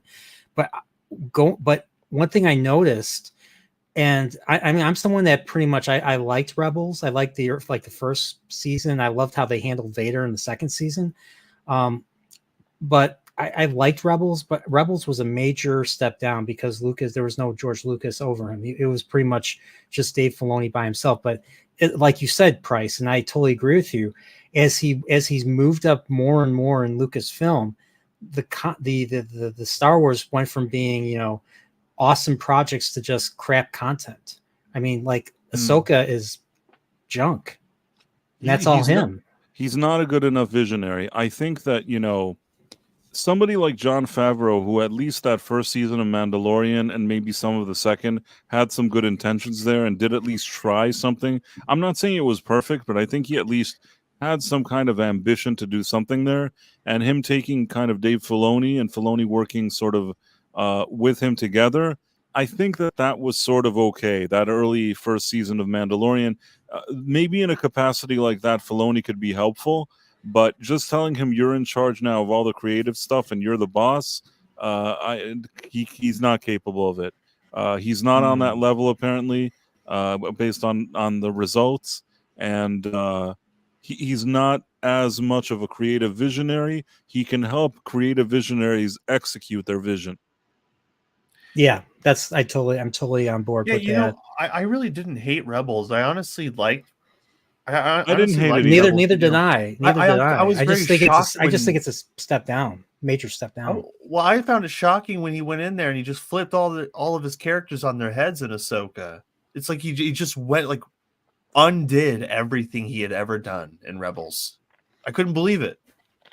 I mean, I had expected the show to push an agenda, but I didn't think that he was going to go in there and just undo all of Rebels. He's a yes man. He doesn't give any pushback. If they say we need this and this and this, he says yes and does it. Even in the Clone Wars, when they finished that final season, originally it was 2 guys there and they turned it into 2 sisters. They did a bunch of stuff where there was something that they had like pictures of Padme on their plane. They removed that. they did enough changes from what the plan was to kind of make it suit more the agenda that Kathleen Kennedy likes to peddle. Still, because there was already a blueprint, they couldn't have ruined it that much, and it was still like relatively good. But that was probably the only thing that could come out that was genuinely good. Rebels had its moments. It wasn't all bad, but I don't know. Honestly, like I love the final arc of the seventh season of Clone Wars. You know, the final season, the season that took them years to come out with. I was surprised that they were even gonna. I was surprised. I didn't think it was ever gonna see the light of day. But like, I agree. Like, I don't know why they. I mean, they wanted to have an Ahsoka arc to kind of bridge between the final arc and when we last see her which was actually at the end of season 5, the whole Hitchcock arc where every episode was named after a Hitchcock movie, and Ahsoka gets framed for murder and all that, and she ends up being an outlaw, or she ends up being a fugitive. She ends up being a fugitive, and then the Jedi aren't with her, and then she leaves the Order. And I thought I actually liked that, but I didn't really like the that arc with the sisters, like you said. Like, there were other ideas, like the Martez sisters. What was that stupid crap? I mean, originally she was supposed to hook up with a dude. Like, she was supposed to hook up with a dude. There was going to be like a romance or something, and they completely changed that. So because Kathleen Kennedy would never want it to be that there's like that she likes men or something. So like here's an idea. Well, I mean, like, one thing I think they should have added one arc. So there were 3 arcs. You know how Clone Wars, especially the last few seasons, every arc was 4 episodes.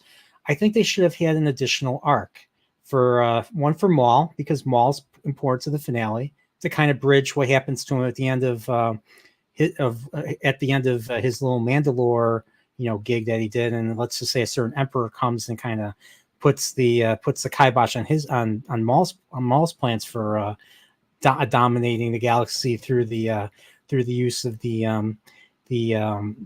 underworld, the criminal element of the galaxy and all that. But like the Sons of Dathomir, Sons of Dathomir was released as a comic. I don't know if any of you guys, if any of you read it, which kind of bridges. I've heard of the Sons of Dathomir, but I haven't read anything about it. It's good because it basically.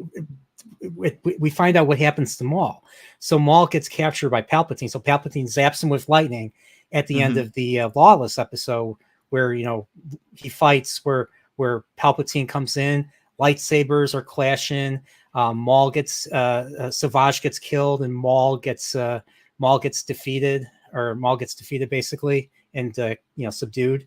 Well, we find out that Palpatine wants to know where Mother Talzin is, and let's just say Maul still has some support on Mandalore, and they rescue him from Palpatine's little prison, and at the same time they manage to capture Count Dooku.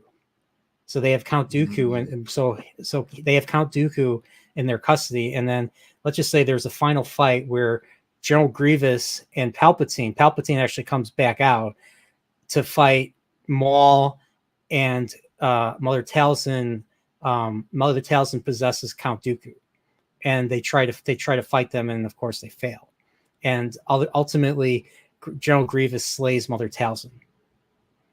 Okay. And Mother Talzin cannot, her green lightning cannot withstand Palpatine and Count Dooku's blue lightning, because she gets knocked out of Count Dooku, and then Count Dooku comes in. It's the 3 of them versus just Maul and Talzin, and Talzin basically gives Maul, basically she's evil, but she sacrifices herself so Maul can escape. So Maul escapes again, and that's how that arc ends. It's an awesome thing. I would have loved to see that animated instead of giving us the Martez sisters. And then there's the Martez sisters were the cow poop sisters, right? They had another idea for Ahsoka, sisters, because they had a haircut that looked like cow poop. Sorry, I know exactly what you're talking about. They had the little shaved sides and all that.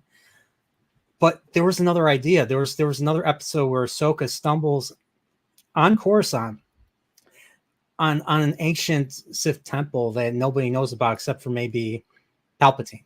So I'm assuming that there might have been a time where maybe she encounters the Emperor, encounters Palpatine, Darth Sidious, but doesn't know who he is, and everything, and she has to escape him or something. That was because Filoni did a panel, and I think it was San Diego Comic-Con. I forgot what year it was. This was before they announced season 7, but they basically went through all their notes of what they were planning on doing. Like there was going to be a Top Gun type of arc with Rex and R2D2 or something. I think there was going to be one with aliens. There was a whole bunch of ideas that they were going to do. They had like 8 seasons worth of stuff, and yeah, I mean, I would have loved to seen like I said, Sons of Dathomir adapted or the Ventress stuff. Ventress, they did 2 arcs with Ventress. That was they released his books, his novels, which I read, and they're excellent. And what's weird is they undid that. They undid that with Bad Batch. Bad Batch basically brought her back to life for some reason. I saw that and I was like, Disney that's weird. I didn't see that happen. Yeah, because it brought Ventress back. Yeah, because originally she gets killed by Dooku. Dooku zaps her one last time. Her and the Quinlan Voss try to fight Dooku or something, and they fail. And yeah, it's okay. It was a sad, but it was a beautiful ending. You know, she gets buried on Dathomir.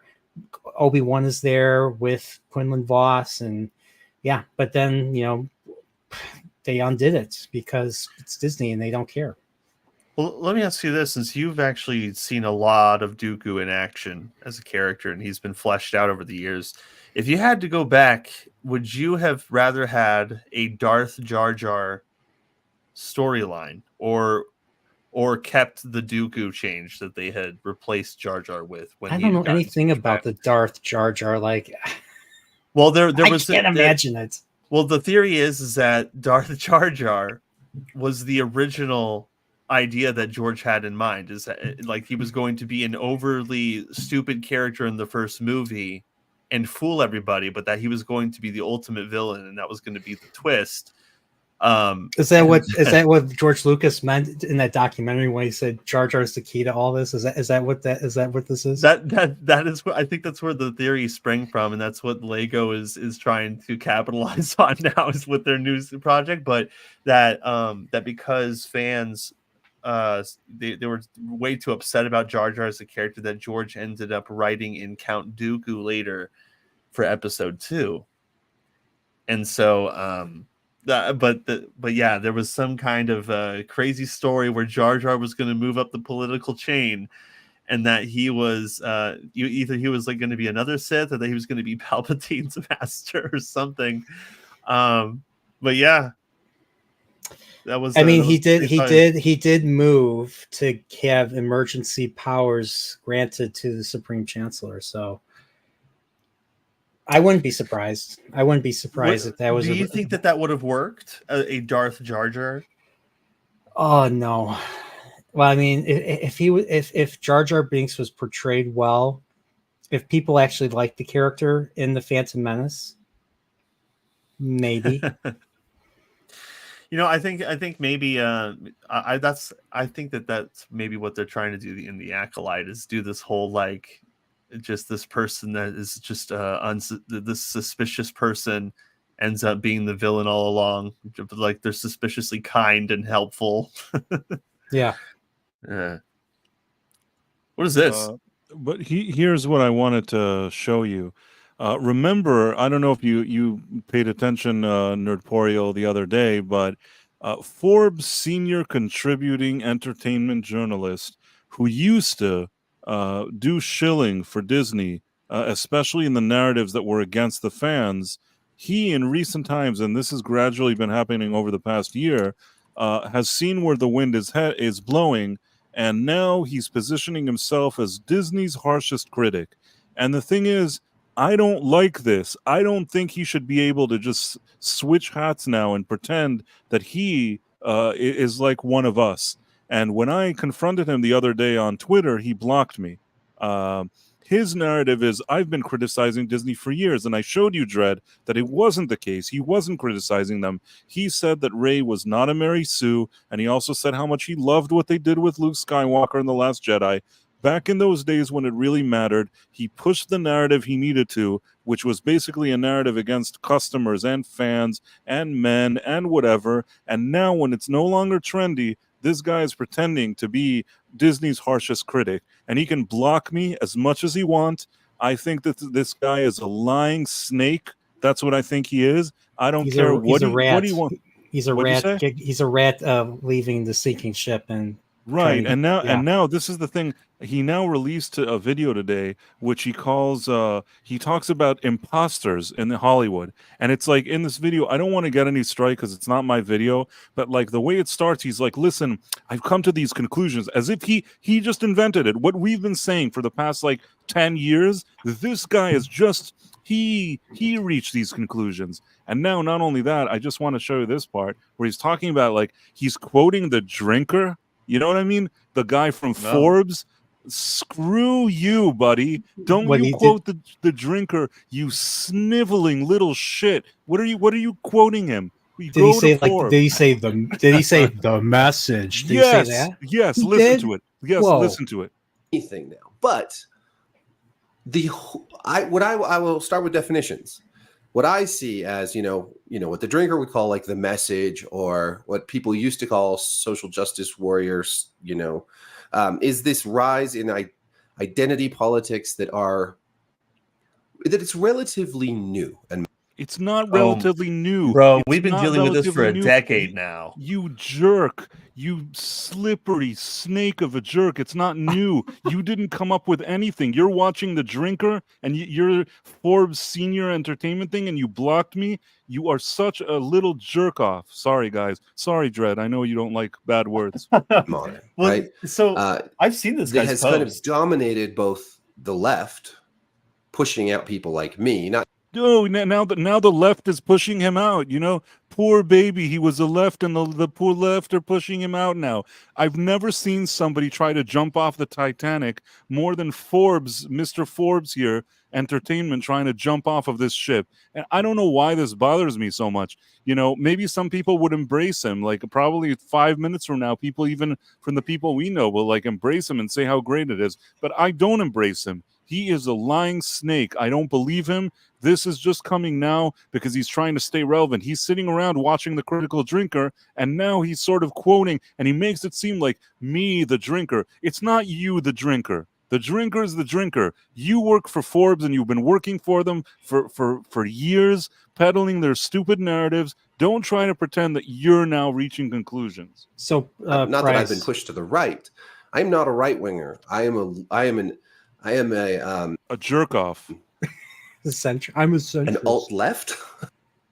Alt. Oh, are you? I'm not. I don't agree with the vast majority of what I see. When I look at the left, I see a bunch of middle class to upper middle class, educated white liberals who. What a big fart this guy is. I don't want to get any strikes. I don't know what I'm allowed to show and not show, but I do not take this guy seriously. And the fact that the other day when I started criticizing him, he immediately launched attacks. You remember that, Dread? He started, you tiny little child, what tiny little child? I'm bringing receipts, you jerk. I explained how you used to peddle one thing, and now you see that it's no longer popular, and you're trying to stay relevant, within a sinking ship and trying to turn things around. And I won't let this guy turn things around. I simply will not let it, maybe other people will. Maybe people will say it's so great that he does it, but I'm not. I have to say this, this is not mine, but I was like, why does he look familiar? Why does he look like somebody, And Yuri tried to point out perfectly. He looks like Jack Murphy. It looks like Jack Murphy with the gray. He's got the dark and he's got the gray on the side and all that. He is the Jack Murphy of the entertainment world. I mean, but Price, I'm totally with you on this. If he would take ownership for what he said and maybe said, hey, my bad for treating you guys the way I did. I was in the wrong. I mean, I want to make things right. I mean, I would probably take him in with open arms, but the fact that, based on what you said, Price, you know, that the way he still acts and all that, you have every right to call his, excuse my language, Kyle, his ass out. Well, I think that if he's going to turn his back on all of those people that he said were doing a really good job with Star Wars, and he hopefully he knows that people are going to question when he's saying stuff like, well, it's like, I really love what they did with Luke. I love what Rian Johnson did with this. I mean, that's such a big thing. And then now you're saying that all of that stuff is just a hostile takeover of popular culture. Here, I want to once that's again quite the switch. I want to once again. Can you see this? Yes. Okay, let me show you what he said about The Last Jedi around that time. Unlike many of The Last Jedi's detractors, I wasn't bothered by how the picture portrayed Luke. I think it's realistic for a character to change over several decades, especially if that change is the result of failure and disappointment. Besides, in the end, Luke was a hero once again and shuffled off his mortal coil on his own terms in one of the movie's most beautiful scenes. This is the kind of talk you used to get from the guy, which is 100% pushing like the agenda that the deconstruction of Luke is great. You know what I mean? Like, he was a Last Jedi enthusiast. And then, can you still see this? Yes. This is a headline that he wrote for an article. No, Rey from Star Wars The Last Jedi is still not a Mary Sue. Yeah. Which, again, this is like an answer to all the people that were saying, like, what a crappy character it was. Meaning this guy was on the front lines, shilling for that movie. And really, Forbes was like a spearheaded part of that whole narrative of the ist and phobes. It was this guy along with like Scott Mendelson, who in the meantime vanished, and we talked about him the other day.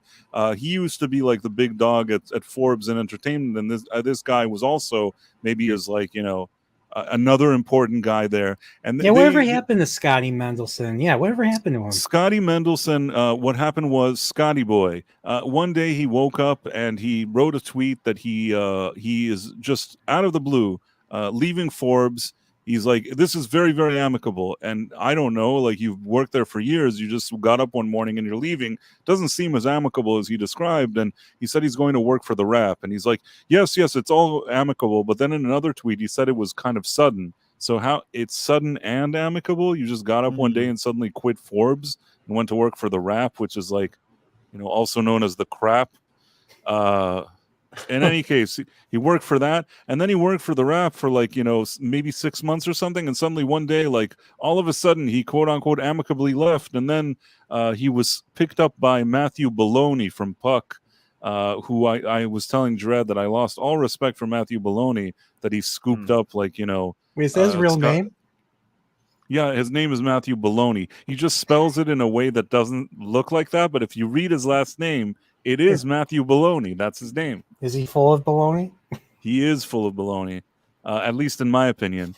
So basically, what I'm saying is Eric Kane was very much in the group, in league with those kind of Scotty Boy Mendelsons and Paul Tassi and whatever was going on there at Forbes. Very happy to take a dump on the fans around the time when The Last Jedi came out. Very happy to push those exact buttons and push those exact narratives. Even if like it was done in a clever way, these type of articles that I just showed you, which were two different articles, were the kind that you'd see at that time that try to reframe the narrative. It's not that The Last Jedi is a bad movie. It's not that, like, you know, Rey is a Mary Sue or there's anything wrong with her character. It's all terrific. You know, people that are saying that are just detractors. And, you know, maybe Scotty Boy Mendelson was a bit more aggressive in actually saying that they're ist and phobes. But you can tell clearly that this guy was towing the company line and pushing the narratives that he needed to, perhaps in a way that it was a bit more gentle, but he was doing it. He was absolutely 100% doing it. He was not there saying like, oh, like this is identity politics, this is bad. At that time, if you said identity politics, people automatically said that you were an istinophobe. Now he's sitting here and he's like, I've been contemplating, and there's so much, it's like the drinker says, as if like he's making it seem like he's in the drinker and he's talking about identity politics. It's like, buddy, you work for Forbes, you know. Sorry, I'm not going to say, I don't want to say a bad word, Dredd, but he can go F himself. Let's put it that way. Well, I love how we keep apologizing to Dread and saying like the worst stuff. I know, and I well, you know what's funny? Yeah, Dread's made me a better person. Like I don't swear nearly as much now because of him. Oh, really? And I don't think did I I don't even think I swore once when we hung out. I don't think I did. No, you didn't. No, No. you didn't. You didn't actually swear. No. No, I think I did actually. No.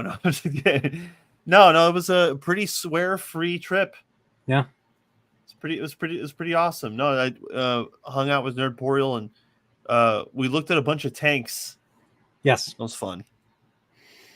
Yeah. It was awesome. Yeah. But I could barely remember it though, since my brain was fried and it from the heat. Well, yeah, and your kids, your kids were with you the whole time. So yeah. Yeah, I'm pretty much, my brain is fried pretty much most of the day. No, and I just want to keep mentioning this on my streams because I feel like he's getting away with it. Some people don't know what I know, and they think, oh, like this is so important. This guy is like taking a stand. He is not taking a stand. Just the way he responded to me, and that he started attacking me just me even mentioning that he's like a shill, that sort of is a turncoat shill. He lost his mind. He was like calling me a child and all this stupid stuff. And immediately, like right out the gate, I just said like half a comment and he's already, and it didn't help him because the more he was saying stuff like that about me, I just like brought the receipts, and then he started squirming, and then when he had no answer, he blocked me. Which, imagine, he calls me a child, the guy that's supposed to be Mr. Forbes, and he blocks me because I showed actual articles that this guy wrote and said that this guy is not a genuine guy, that he's now jumping on the bandwagon because he wants to remain relevant. And if you're saying that that's not true, then go and enter a discussion with me, enter a debate. Once you say you're a little child and you run away and block me, like a little child, it means that you are full of shit. Sorry, Dread, but that's what he is. When was the point where, or does anybody like know when he started doing this switch up? I remember it with Willow. I think that the first time I saw like a change was that suddenly he had something about Willow. And wait a second, I'll tell you then. Let me see for a second. I just followed him, by the way. So let's take a look at his profile. Yeah, that Yuri Todd said this guy's behavior about Star Wars is exactly what people are doing since the lockdowns and jabs, pretending they weren't the perpetrators. Empress says he's a tool. I bet this guy uses pronouns. Ooh, that would be funny if he was, and then he was saying all these things. And then here Jacob he started said, Willow review. Later, Jacob. Can you see this? Yeah. So he started off the Willow review a fun sequel series with some bizarre creative choices. But then suddenly, a few weeks later, he writes, Willow is an abomination. So this was, I think, the transition. He transitioned. They love to transition. So he transitioned from identifying as a Disney shill to identifying as Disney's harshest critic. Suddenly Willow is an abomination. Let's see that first paragraph. I'm curious. I'm sorry to report, but Willow isn't a. Yo, what? Wait, what was the time difference? Weeks. Let's see. November 30th and December 22nd. Okay, that's kind of hard to defend. Yeah, man, that's quite the switch up. Like, it's a fun. There was nothing fun about it. Did you watch it? There was nothing fun about that show. I didn't have any fun. And then, there was something that I think that he said something very like gently. He said something about politics, and that was the first time. Yeah. I think that maybe he initially did the shilling. He saw what was going on. He probably understood. That's the part where he sort of understood that his career is about to go down the drain, and that's when he said, "Okay, that's it. I'm no longer on the Disney bandwagon. Like, now I have to, all my hope is dead." Oh, wow. Well, I mean, he was just saying a month back, it's like, it's fun. He says, some interesting, it's fun, the creative choices, they're not 100%, but it's fun. And then here in this article, he wrote, "We talk about diversity a lot these days, but while Willow, the TV show, is certainly racially diverse and gives queer characters screen time." Wait, where'd that go? Ugh, the stupid site. The film, it's not diverse in terms of characters. The film had an Elwyn, a rogue, two filthy little fairies, and a baby. The show had 3 teenage girls, 2 teenage boys, plus Willow, blah, blah, blah, blah, blah, blah. It doesn't, trust me when I tell you that he already started touching upon these things here. And then, I think that with every article and everything that he could start criticizing, this is where he shifted. And it didn't happen overnight. I started seeing more and more of this. And now recently, he's just gone all in. And the fact that he said, and he's quoting The Drinker just really pisses me off. I watched The Drinker when he had tens of thousands of viewers, and this guy now with The Drinker, seeing that he has 2 million subscribers, is sitting here talking as if he and The Drinker are peers. This guy is not a peer to anybody. No. Oh man, I wonder what Forbes would think. Hey, why are you talking positively about the enemy? No reason. And then here, relentless mediocrity is killing Star Wars. This is from 9 months ago. He started going into this thing. This is what he started doing around that time. I'd say so it's December 2023. Let's just say at the beginning of 2023. So for the past year and a half, he's gradually shifted from being the biggest shill to a harsh critic of Disney. But I don't know. You don't get to do that. Oh boy, I like how I'm looking at his profile, and it's there are people he's being attacked on both sides. People are calling him bootlicker, and people are calling him MAGA. The truth is he's neither of those things. He's just a jerk and a hypocrite, and I don't believe a word that he has to say. And just even watching that video and feeling what this guy's vibe is, he thinks it's the worst combination of everything. On one hand, he's been working for Forbes for years, and he's pompous and all full of himself because he can go to parties and say, "I'm a senior entertainment guy at Forbes." You know what I mean? He has that vibe, and when he talks, he has that vibe. That's how he's even though he has significantly less subscribers than The Drinker and followers, he's positioning himself oh, me and The Drinker, because he thinks that the Forbes gives him something special. Well, for me, the Forbes does the opposite. The Forbes give him the opposite of something special. He can stop that condescending snootiness, because for me, he's just a corporate shill. That's all he is. So I don't buy all of his crap, basically. I rarely trust anybody from the media. Usually when they switch up, it's it's only for a time anyway, and then they end up switching again. But to see that was very telling, that article that was only a month apart from that second article that completely contradicted the first article. I mean, that's such a drastic and very short window to change your mind completely about that. Because when I watch Willow, it's I've always been mostly politically neutral. I think that these days I'm more conservative than I used to be. But when I watch that, it's I feel even the most non-political, most normie person that would watch that show would not find it fun, entertaining, or anything.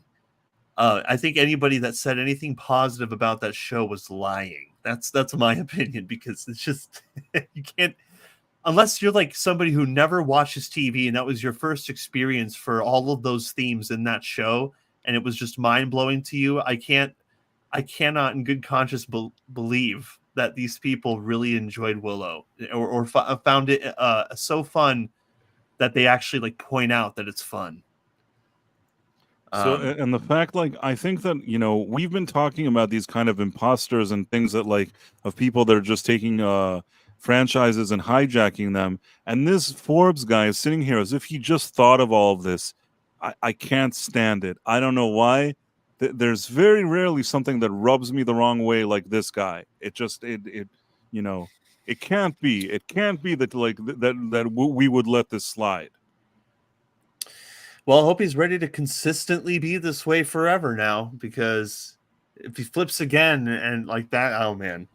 Even if this is consistently what he does, I don't buy it. He had many years that he knew everything. He knew exactly what was going on. He knew what he could think.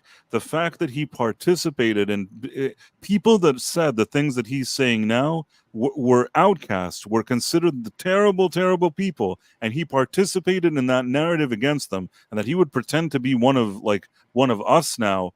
That is not something that I like. No, we do not want Ghostbusters 2016 Part 2. No. No, I think one was enough. I do. I think one was. In fact, one was too much. Oh yeah, somebody. Go ahead, man. That was the earliest that I've noticed, like, attacking fans. Paul Feig was like the first time I ever saw fans being attacked and being, and then the media. I don't remember if the journalists called the fans ists and isms for Ghostbusters, but I remember Paul Feig was complaining about them quite a bit, calling them like, all your typical names, incel, basement dwellers, all that stuff. Heck, even Angry Video Game Nerd, who is not even in this fight, refused to do it. He did a non-review for that. Why he wouldn't go see it and everything. So, but like, it wasn't really until I think Star Trek Discovery where I started seeing, bad behavior being conflated with, people being critical of the show and everything. Basically, Eric Kane is kind of like Ahab in the Bible. Dude, he's a. Okay, yeah, okay. Eric Kane is if he's as ill-conceived as he's made out to be, I'm pretty sure he'll just fade into. Hopefully, he'll fade into oblivion like the other journalists have. I think that these people only thrive if they're given enough negative attention. No, but this one is more clever. This one, I give him clever that he's reading the map. He understands what's going on. He understands that he's like lost any like hope of being anything, but he just figured, I'm going all in. I'm with the people. I am a man of the people. I'm going all in. He wants to position himself like within Forbes. There's one guy that's going against the grain, and even Forbes don't mind it because like their reputation is in the dirt when it comes to entertainment anyways, which is probably why they unloaded Scotty Boy Mendelsohn in recent years. So this kind of reversal, it's a good look for them. Forbes has different opinions. It's not just one opinion in Forbes. It's a bunch of quote-unquote different opinions. And Eric Kane, he's a renegade. You know what I mean? He's a rebel. It's going to be really hard for him to. It's going to be hard for him to bring. I bet you that some people, even from the circles we run in, probably be like, "Oh, this guy, he's finally saw the light." And you know what I mean? There's going to be. I don't doubt that. Yeah, I don't doubt that. I think that we've seen a lot of that recently. There's a couple people that have grown really popular, especially on X among the right lately. I think that is true, that a lot of people will just believe it right away without even doing an inkling of research on the guy's history. But yeah, I don't doubt that. Who else? Who else has done? Who else has kind of flip-flopped? Not flip-flopped, but I noticed that like if somebody even says something that like just that aligns, if someone, for example, goes viral by saying something that aligns with certain ideas on one side, they get really popular really fast, even if the thing that they've done is really, really small. Mm-hmm. I've seen some people on the right that they just get that way, and maybe the media sees that, or maybe people in the media who just can't catch a positive break sees that, and so now they're trying to capitalize on it. It really is insane. For example, like that one girl who's supposedly a Christian and throwing the N-word around as a white woman. She got really, really popular when she said that on because you're just talking about it all casually because, people are trying to push it back against, fake racism in the country and, just this anti-white narrative being pushed around society right now. And so when somebody comes out like that and says something brave, they get really popular really fast. And it's not my place, of course, to judge if she's being genuine or not, but it is something that I've seen happen. Like people have and are latching on to people who support their ideas in ways that they feel they couldn't express before. So I feel like if some people in the media were to switch and start saying positive things about, our side, and then, criticizing the establishment again and criticizing DEI or ESG, and people are suddenly going to start saying base and oh, I didn't know that, you're going to see that people are like, oh, Forbes is based now because, their writer is starting to actually speak out against this stuff. Without even knowing that, in 2022, this dude had 2 articles a month apart that completely contradicted each other. And it's a good indication that they may just be switching for the engagement. Yeah, that is, yeah, and that's something I've seen. So, but yeah, there's something else. You were asking who else flip-flops. I mean, it's quiet, but I'll tell you, there are people that are flip-flopping. For example, you have somebody like Dwayne "The Rock" Johnson. He went a month, 2 months ago. He suddenly one day wakes up. He's at Fox News, sitting there. He tells them, "Listen, in the past, I told people I wanted them to vote for Joe Biden. This time around, I don't want to tell people who to vote for. I've decided it's best that I stick to entertainment. I don't want to be that person that tells people what to do and use my voice for that." And then they said, "Do you like what Joe Biden is doing in this country?" And he's like, "No." That is really really a hard turn, a hard U-turn there. And the fact that he went and made a point of doing this, I tend to think that, somebody must be, especially The Rock, that we can laugh at him and say a bunch of stuff that we were saying about his acting skills or whatever. He's not a terrible businessman in the sense that I'm sure that he kind of can see where the tide is going, and he's thinking to himself, I got to get everybody's money as customers. I can't suddenly take the side of just these people. I got to show that, I feel like that was a calculated move, and he's not the only one. I think we're seeing more of this. Quietly, I think we're seeing more people like this. Yeah. They should. I agree. They should still be called out. Yeah, I mean, it's much like this Aaron Kane guy. I don't love it when somebody suddenly does that. I mean, here's another thing, and I saw it this week. I recall vaguely, and I'm not a big fan of his music or anything. I recall vaguely that Eminem came out and spoke against, the Orange Man president guy and had a bunch of things to say about it. And now recently he released a thing where he's against cancel culture. His latest track, he's laughing at LG something, community, and making jokes that are kind of risque and doing all this stuff. And I almost feel like he's battling cancel culture. Now, I'm not saying that he doesn't have talent or the thing isn't decent, the song or whatever it is, but I'm just saying that it's kind of weird that he himself went from one position to another. He was very harsh in his kind of politics, and it was just in recent years, and now he's completely going in another direction. Yeah, and I agree that we're probably going to see way more of that too. Right, and yeah. I wonder to myself, I mean, there's a few reasons why it could happen, but I wonder to myself why Beyonce suddenly wanted to do a country album. You know what I mean? She's country music. She's always loved country. Again, I don't really care. Sorry, earplugs, Dread. I don't really give a shit what she does, but I'm just saying, there's some kind of feeling that somewhere, especially these big names of artists, they're sitting with their accountants, and their accountants are telling them, listen, there are, X amount of people, and you've alienated 50% of those people. And when you alienate them, your income goes down because they won't buy your stuff because there's less of them to buy your stuff. And people are like, wow, I did that. How do I get them back? And now they seem to want to do it, whether it's newspapers, whether it's it's celebrities, whether it's these kind of two-bit snake journalists like this in my opinion, Eric Kane guy. That's what they're doing now. They're flip-flopping. They're doing they're doing John Kerry impressions.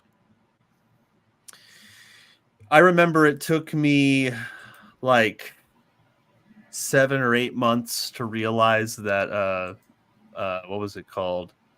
Multiverse of Madness was a bad movie. It was terrible. You thought it was good? When I first watched, because when I first watched it, me and my kid had gone to see it, and I had thought that, like, even though the writing wasn't that good, I thought that I was all about the member berries at the time. I think a part of me also thought that they were actually going to go with a John Krasinski, Mr. Fantastic, and that's why they were introducing him. And then when I went back to when I went and watched it a second time. And after like seeing everything that everybody had said, I just kind of thought about it for a while. And then when I went back to watch it, I'm like, oh no, this is actually way worse than I thought. Because in the theater, there were people cheering. We were all getting happy about the movie. But when I started to actually really pay attention to it, I was just like wow, they really are throwing Doctor Strange under the bus. But it took me a long time to think about those things. It wasn't something that. Like I knew that they were kind of pushing that stuff, but I felt at the time that it wasn't being pushed as hard. But when you actually start to read between the lines and take a deeper look at those things, you start to realize that they're pushing some nonsense in that movie. But my point was that it just took me a while to realize that it wasn't something that it didn't take like a week and then my mind changed. It wasn't like that. Sometimes those things take time. Well, most of the time, if you're going to have like a complete mind change about a movie series that you once thought really had a lot of potential, and now it turns out that it was crap, or that it is crap. Well, I think this is very interesting, Dread. I just saw this and I had to bring it to your attention. Eric Kane is also going into gaming news. 3 weeks ago, game journalists wagged fingers at quote-unquote racist gamers over Assassin's Creed Shadows. Do you get what's going on here? He's even jumped on that bandwagon. He's all in. He is all in.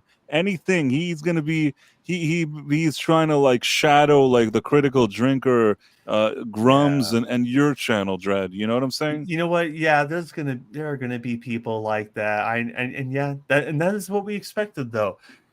I think one of the first things that even something I said a long time ago is that when it turns out that the tide turns in our favor, and we start to get the upper hand again, and people start to realize that these corporations are pushing something down our throats that we don't want, that the first people who are going to start turning around and trying to save face is the media. And that is exactly what has been happening. Well, the only people who are consistent, so kudos to them for actually staying true to their nonsense, is Kotaku. But yeah, there are going to be journalist sites and journalists themselves who are going to suddenly say, "Oh no, we were wrong. I honestly thought this way the whole time. I just was afraid to say anything."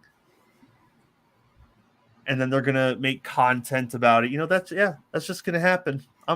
Whatever. Because if people are genuine, people will respond to that. People will pick up on if you're not a genuine person. If you're just trying to do a grift or whatever, people are going to be able to pick up on it.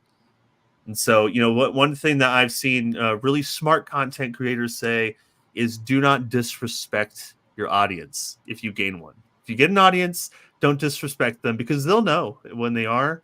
They'll know when they're being insulted or when they're not being taken seriously, and it'll backfire. Yeah, they'll know when you're not real. Yeah, basically.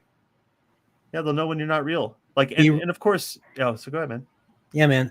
I mean, my rule as a content creator is just be real. I mean, if you're gonna be fake, The Acolyte episode 3 says never go full Disney. I can't stand this guy. I can't stand him. I'm sorry. And he's talking about all these video games, whatever, and like Disney and complaining. It's just, he is just trying to emulate what he's seen works for other YouTubers, and he understands full well that if he sits around and continues to shill for these big corporations, nobody's going to watch his stupid channel. And even at Forbes, like, he can write as many articles as he wants, but nobody's going to give him the time of day. So I don't know. You're right. We're going to see a lot more of this. This isn't the last. In my opinion, weasel. Man, you wouldn't even. But like, this is not even to toot my own horn. I've had people message me about doing content, like about doing the types of content, and I've had people ask me for pointers, people who have never, and then when like the content they make when they like call out for example, like DEI stuff or ESG stuff, or just, calling out the establishment, they present all that stuff in a way where they don't understand what they're talking about. And I've seen some videos where people do that. I think that there are people on both sides that are just going to jump on this bandwagon when they have the chance.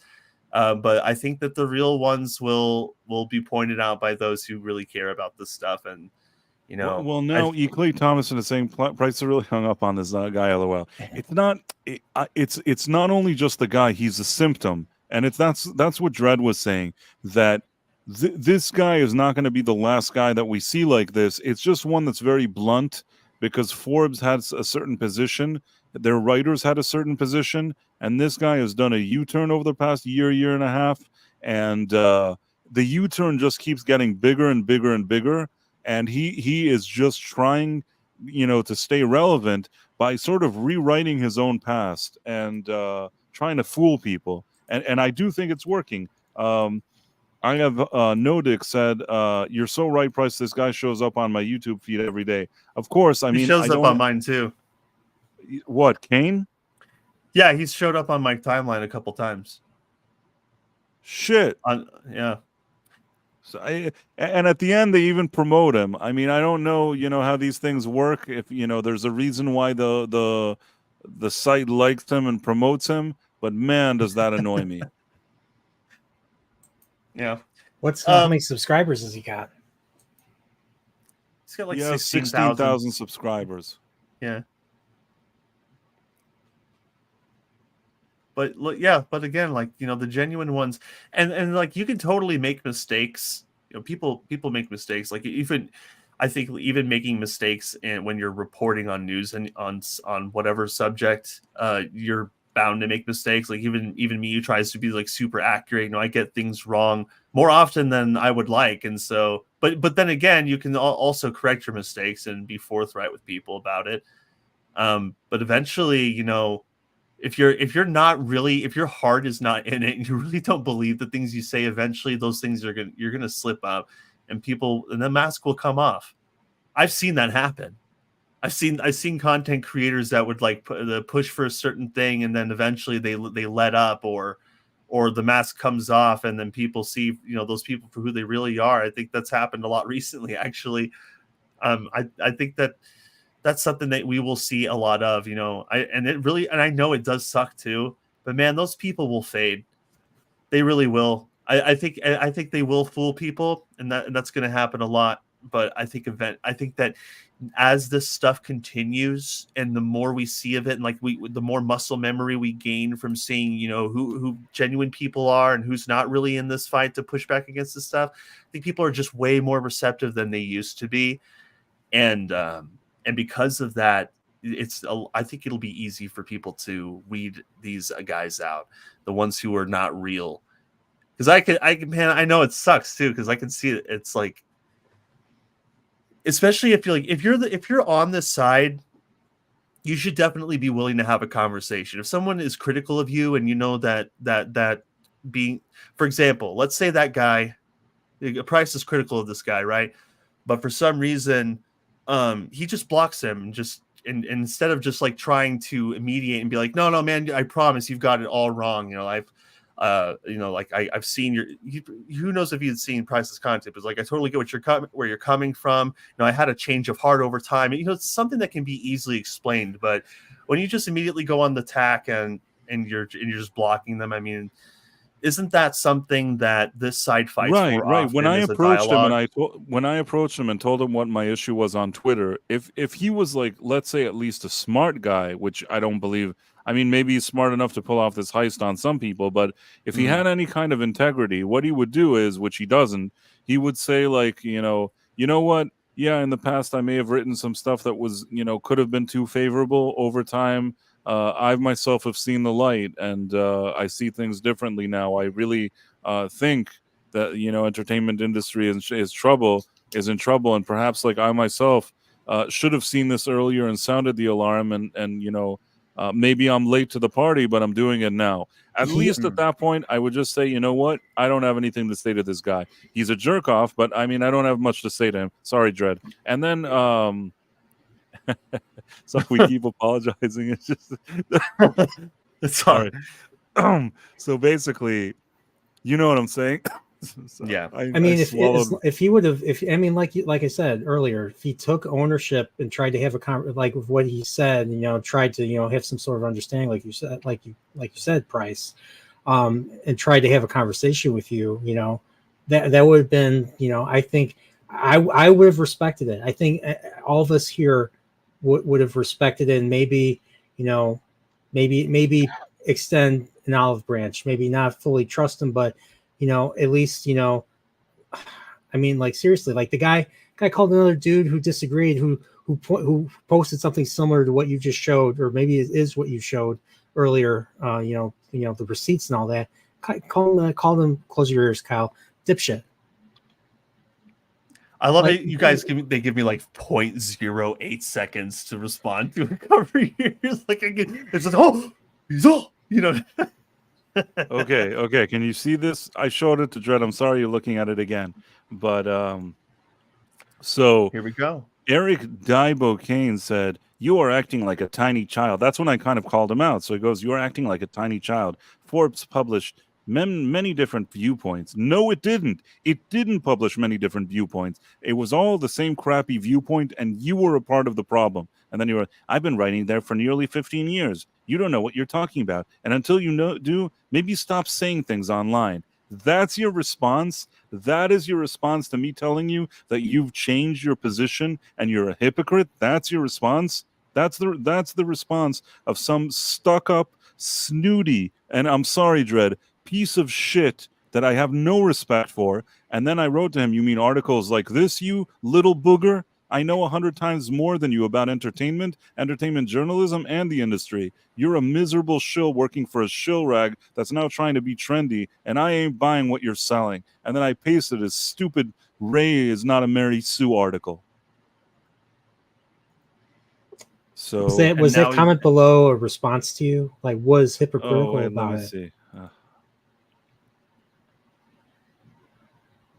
I don't know. Let me see. Am I still blocked? Yeah, I'm blocked by this guy. Let me see what it was.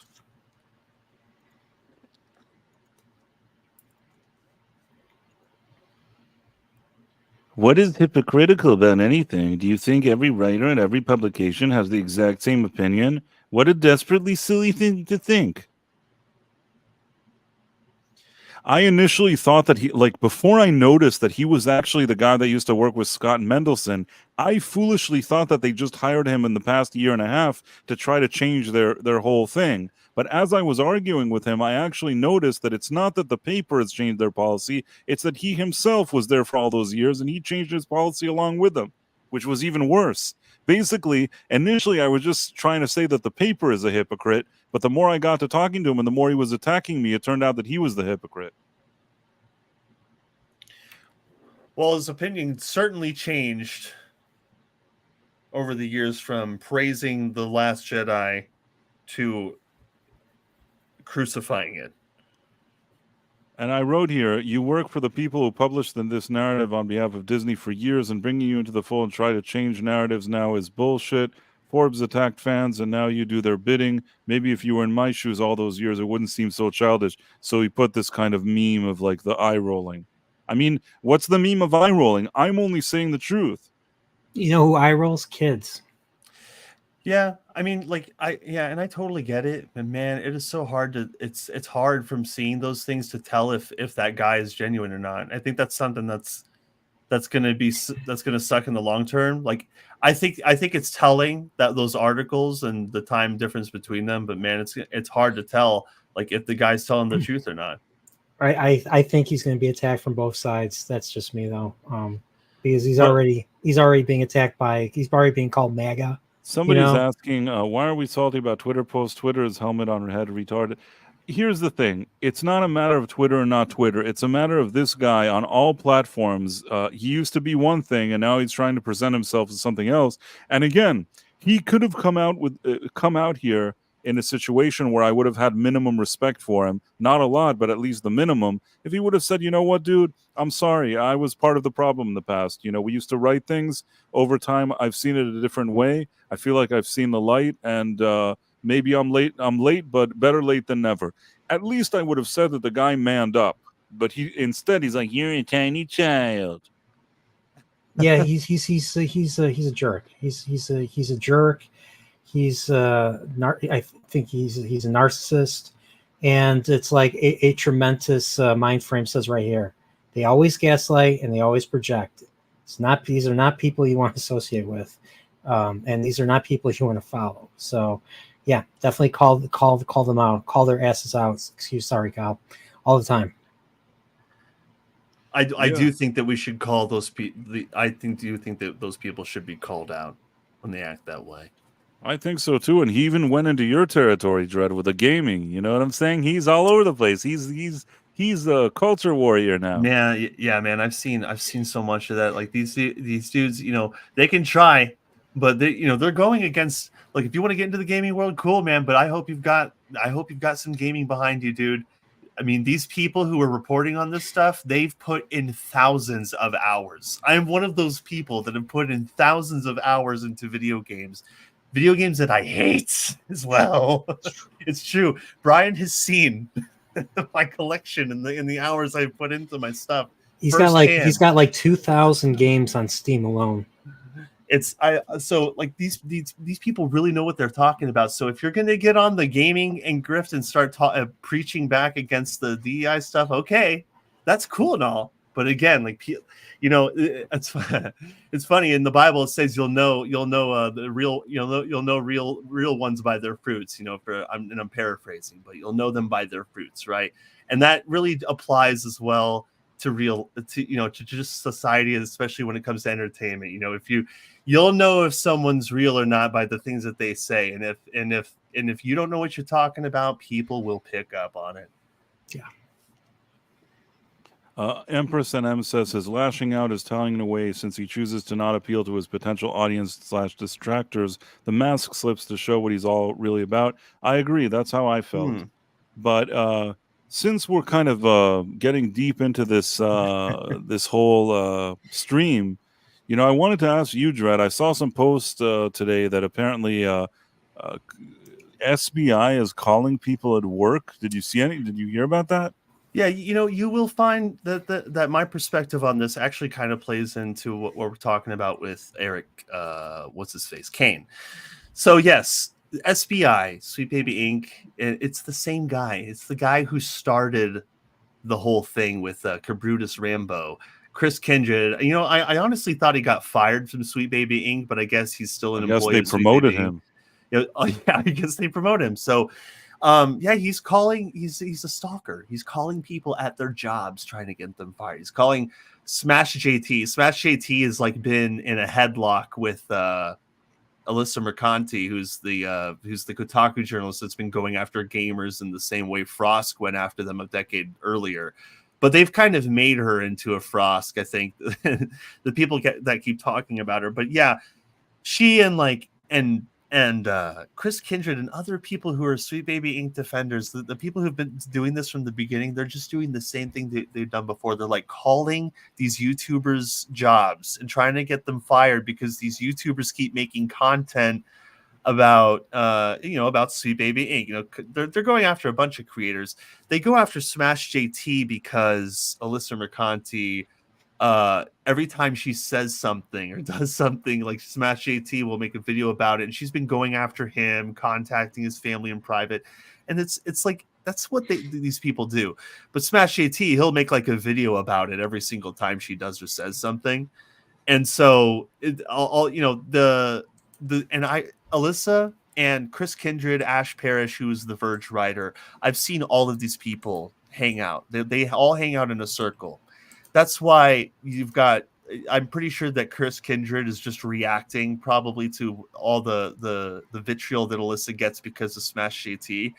I've seen all of these people on streams before, the streams that they think that people don't pay attention to or see. But I've seen several streams where Ash Parrish, Chris Kindred, all these people who have been blocking YouTubers and been called out by YouTubers for their racist, misogynistic, behavior and words and all that stuff that they've been doing. They're all in a big circle hanging out together. So, but yeah, that's all they do. They make a bunch of threats, like Alyssa's going off and threatening to fight YouTubers, and then YouTubers are like, okay, let's fight, let's do a charity thing, and then she backs down. Of course, there's a lot going on with that. My problem is, I just don't know why people keep talking about Alyssa. Like I was fine because I called out a bunch of things that she's done and said, but I don't go to the point where like I'm making a video about her every single day. I think that's because of like she there was a point where she was falling out of relevancy, and where Kotaku was like literally on the chopping block, and for some reason Kotaku isn't yet, but I feel like Alyssa was at some point faded out, but then people started talking about her again when she did something really drastic, and now she just keeps getting all of this attention. She keeps going on all of these big podcasts and everything, and I just feel like people talk about Alyssa too much, and like all these people who are negative or fake or always going after gamers, you're giving so much attention. Like I'm about like calling these people out and on the things that they say but I don't, to the point where it's like everything I do is about that person. I just can't do it. And I think that like the more attention that she gets, it's the more popular she gets now, because it's like they keep calling her Frost 2.0. And I'm like, I feel like she wouldn't be Frost 2.0 if people would just shut up about her, just let her fade, because she's not the only one. Here's my problem. People are paying. I'm trying to make this in a way that makes sense, but people are paying so much attention to Alyssa Mercanti that they're not paying attention to the other people that are actually inside the gaming industry messing it up.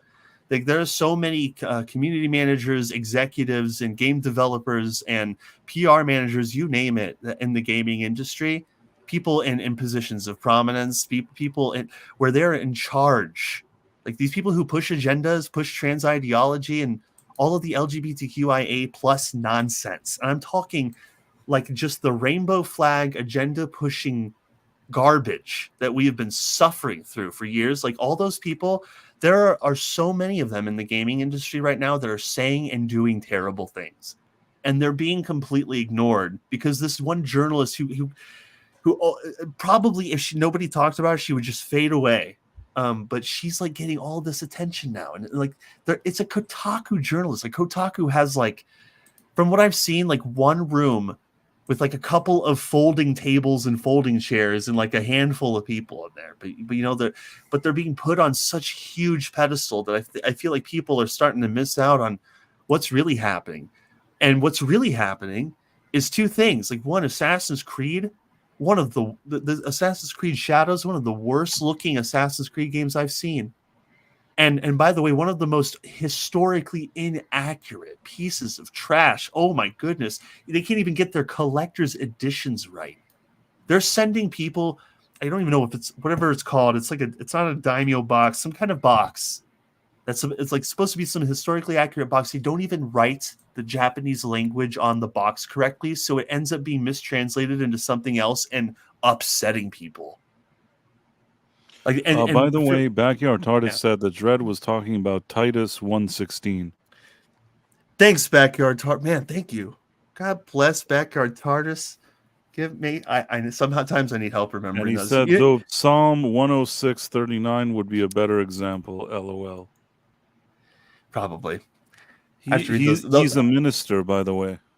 Oh, good. Yeah. See, he probably knows. So sometimes you know the verses and not the verse. The verse name and number. That's me for a lot of them. But yeah, dude, it's the same thing. And I'm just like, Assassin's Creed Shadows is just it's one of the worst looking games ever. We were just talking about it Tuesday, and how they're and how the combat just looks like it's Ghost of Tsushima, but like an alpha stage. The dubstep hip hop music that accompanies Yasuke as a character, it's become a farce.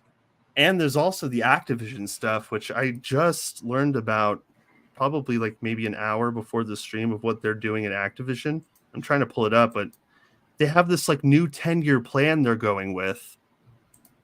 I'm gonna read. I'm gonna read Grums's post about it because he did a pretty good job of summarizing, and he's always really good at summarizing what's going on. He's like me. He likes to let stories marinate, and then he'll try to get the full picture, because every time he doesn't, and he'll just like post the first thing, people just come down so hard on him. But when he breaks it down, he does a great job. So he says that there's a leak, and that Activision Blizzard is too far gone and infested with DEI. They recently circulated a 3-year plan for even more woke in games. DE&I are woven into the fabric of all of our efforts, and he's quoting them with what it says on their new 10-year plan. But are woven into the fabric of all of our efforts, serving as the cornerstone of our planning process. They present a 3-year roadmap, 2024 to 2026. So I don't know where I got the 10 from, but it's 3 years. The inclusion strategy map. Every element of the game development cycle. That's it right there. So they want to have a pipeline where they can touch upon DEI in some way in all facets of their development, to the AI voice chat moderation, DEI compliance, inclusive game design council staffed with external experts. This is ridiculous. It's just like, this is all going to cost money too. Embedded exposure to DE&I programming from day one for all new employees. So they're going to have that one. That one's really alarming, guys. Embed exposure to DEI programming from day one. So when you get orientated in your job as an employee, the first thing you're going to learn about is being diverse, equitous, and inclusive in your job, in your workplace, when you work at Activision. So you're gonna get a swift talking to, okay? And you're not just a normie working at Activision anymore, I guess. Building safe spaces inside the company for every group under the sun. Plans to diversify representation in characters and stories. You know, one of the things that I've reported on in my videos, it's right in your faces, and there are so many people saying, no, none of this is happening. Dude, it's right there. Microsoft already did it. They pushed down guidelines saying that you need to make your female characters as unappealing to the male gaze as possible. And I'm wording it bluntly. They tried to be more sly about it, but it's true. They are pushing those guidelines down. This is right in your face. And this is why people hate the gaslighting. They try to gaslight you, but it's like right there. You're reading it. It's straight from their mouths. Plans to diversify representation in characters and stories. So that's what other studios have been doing. Integrate the inclusive creative process into all games with focus groups led by marketing and DEI teams. Uses DEI goal setting to foster accountability. This is probably related to the DEI score on review that he mentioned before. So keeping people accountable, probably, if they, I don't even know. It sounds like they're gonna do some kind of thing where if people are non-inclusive or if they're hurtful, that it's going to be punitive action. And it's there's so many of these. There's so many things in here. Hosts internal live video series Press Pause that trains employees on diversity, storytelling, and culture of support. So the biggest companies in the gaming industry are all about DEI. Like it's like it's almost like these small victories mean they really are small. They mean very little. And again, voting with your wallet, it just seems like the best way to go. And I feel I kind of find myself agreeing with Grums's suggestion that you shouldn't buy anything mainstream for 3 years, and then that man. And if you want to, there are very few games maybe that are worth it right now.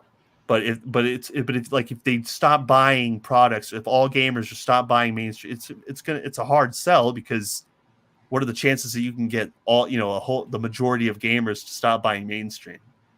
But the idea is that if you wait for 3 years and don't buy anything, that they'll lose so much money that they will just be forced to pivot. Kind of like how that happens. I hope that they lose money. Yeah, they really should. It really sucks, because when you're fighting against ESG I feel like people who are stuck between a rock and a hard place right now, because there are studios out there that are making really good games. There are actual studios out there that work under Microsoft and they work under Sony, who actually want to create video games that are fun for people.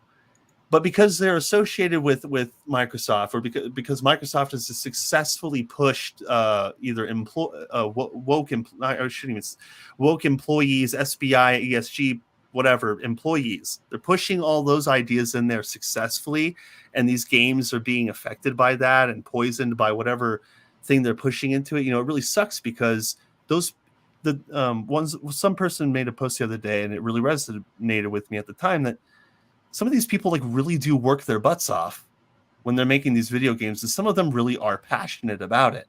But because of all of this hijacking by the ESG pushes and policy enforcements and the fear of cancellation, people are afraid of losing their jobs, so they're always anonymous when they're revealing this information. It's really a chaotic mess.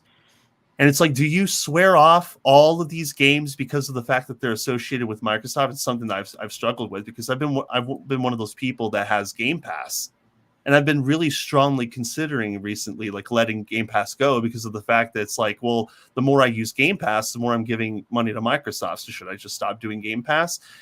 And it really sucks, because it's like, I'm one of those people. You're stuck between a rock and a hard place. Like, I swear off all these things because I believe in my principles, and I don't want to play these games that have a bunch of, stuff pushed in them last minute that either ruin the game or affect it in some way, where it's there and you can't really avoid it, or you have to try and avoid it just to enjoy the game in its true experience, and that's the kind of problem that we're dealing with. But now it's not so much that you're just trying to play the game and avoid the small parts that may be DEI. Now they're just straight up telling you that their big plan, Activision's big plan for 3 years, it's not just going to be Call of Duty. Activision owns a lot of properties, so they're going to push this stuff now in your face indefinitely. PlayStation made that clear when they were pushing Concord as their main game for the State of Play.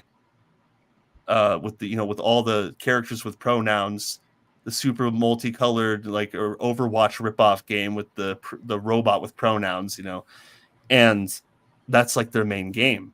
And then Microsoft, pushing the uglified women games, and these remakes, a whole bunch of remakes, and then Assassin's Creed Shadows gameplay. It's very clear at this point. So. So I guess after that huge rant, I think just the most important thing is just use discernment. I just look at all of these things and decide, if the thing I do now is if I see someone, it's actually really easy for people to just swear off a game, for example, if they see pronouns, right? But for me, if I see let's say the lead designer of the game or the lead writer of the game has pronouns or is claims to be, for the trans movement, that at that point, it's if you're not, I try to look more into that and see if because there's a difference between somebody being that and then making the game, self-inserting themselves into the game. And then there are people who have actually just tried to make a game, even though they parrot that ideology, right? it's not always that easy. Am I making sense, Brian? I feel like I'm not making sense. I think you are. Okay. So yeah, Brian, do you think I'm making sense? Don't worry, I'm listening. No, but yeah, so yeah, it's a tough one. But for me, I just look at each game individually, and man, it's like, but right now, if I see any game that is that has heavy Sweet Baby Inc. involvement or any gaming consultancy agency, I just know, and I just don't. I just swear it off. I've seen some people like really interested in the Compulsion Games title, South of Midnight, but the thing is, like, Sweet Baby Inc. came in and they transformed that game. And there were employees from Compulsion Games who said that who showed evidence that they have worked on the early development of the game. Yep, they blocked me yesterday because I didn't notice. I know I did. Well, yeah, they blocked me. It's funny that they blocked me because when I I know they blocked me because of that quote tweet I made. I basically made a quote tweet from one of their posts about their gameplay for South of Midnight. And what I was really doing was criticizing people on our side, because there are people on our side who are like, man, I'm going to play this game, but I'm not going to give Microsoft money doing it. I saw a lot of that. Like, I saw that from really big YouTubers too. I'm just like, I mean, these people are who they fight against DEI. They're constantly criticizing Sweet Baby Inc. But it's like, if you're it's hard to take you serious when you want to push against SBI, but when you see this game called South of Midnight that is Sweet Baby Inc. Infested. I mean, there's been proof of this, and then you want to play it. You're still kind of supporting that. It's still supporting them. You're not. It just shows that.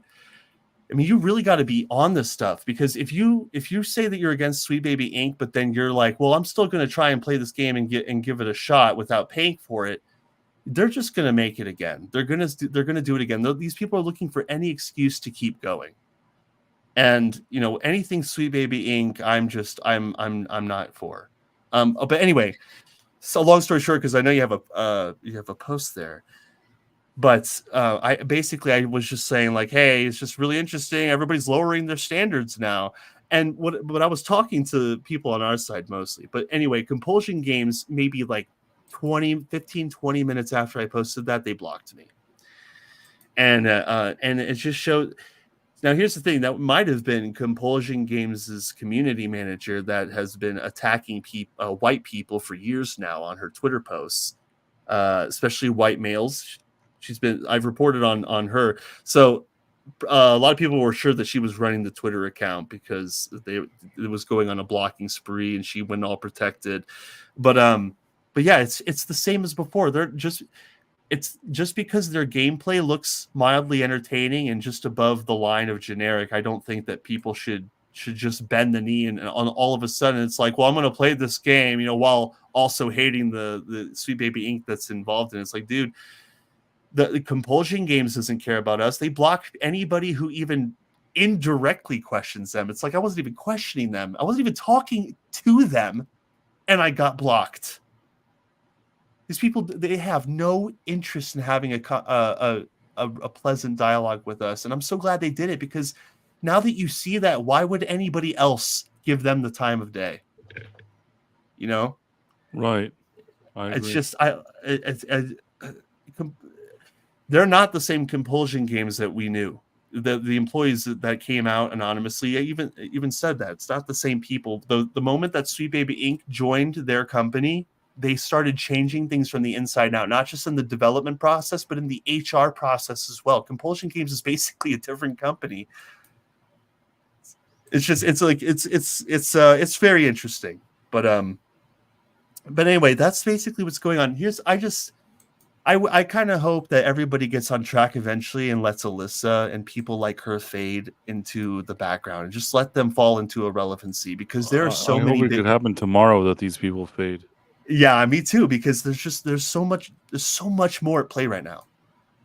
I feel like we need to be talking about the bigger stuff, because there are so many bigger issues at play. There's overpricing of video games. There's the fact that that gaming seems to be in the direction of a crash. and creativity is out the window. Like ambition is out the window. I've like, it seems that all games are becoming the same. On top of that, it's the games are companies at the very top. They're poisoned with ideology, and they are so hard pressed on. They want so badly to get it in, and to change gaming, and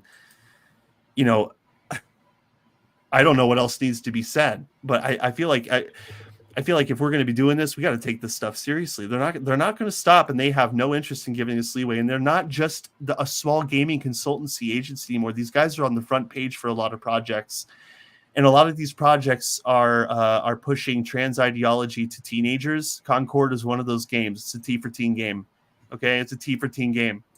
I'll say it one more time. It's T for teen. It's for teenagers. Teenagers can go and buy this game, and it's on the front page of PlayStation. This is stuff that we don't want.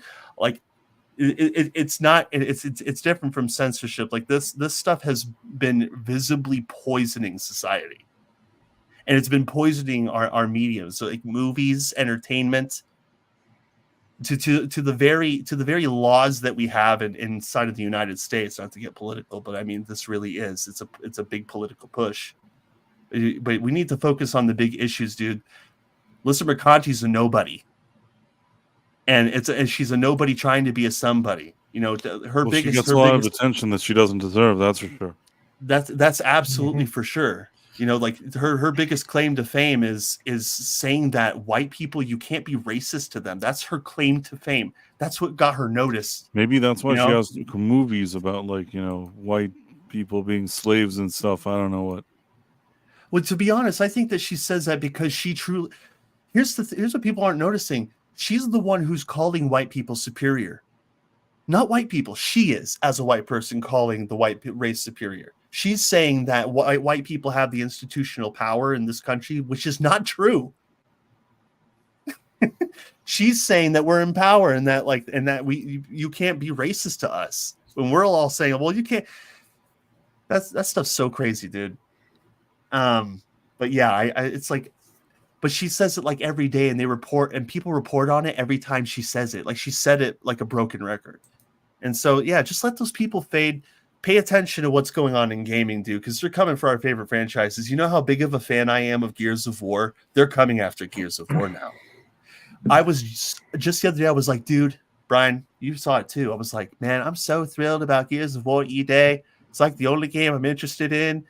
And I saw that then I saw that the narrative director was like the head of the Latinx the gamers or like Latinx Gamers Foundation or something, with they them stuff. And it's like, now I have to start researching this to see if they're going to self-insert and change a bunch of stuff in Gears. And I know that Gears of War has taken a turn for the worst the last couple of games. And I only ever played for the multiplayer, but now I have to look into what kind of stuff they're going to push in there.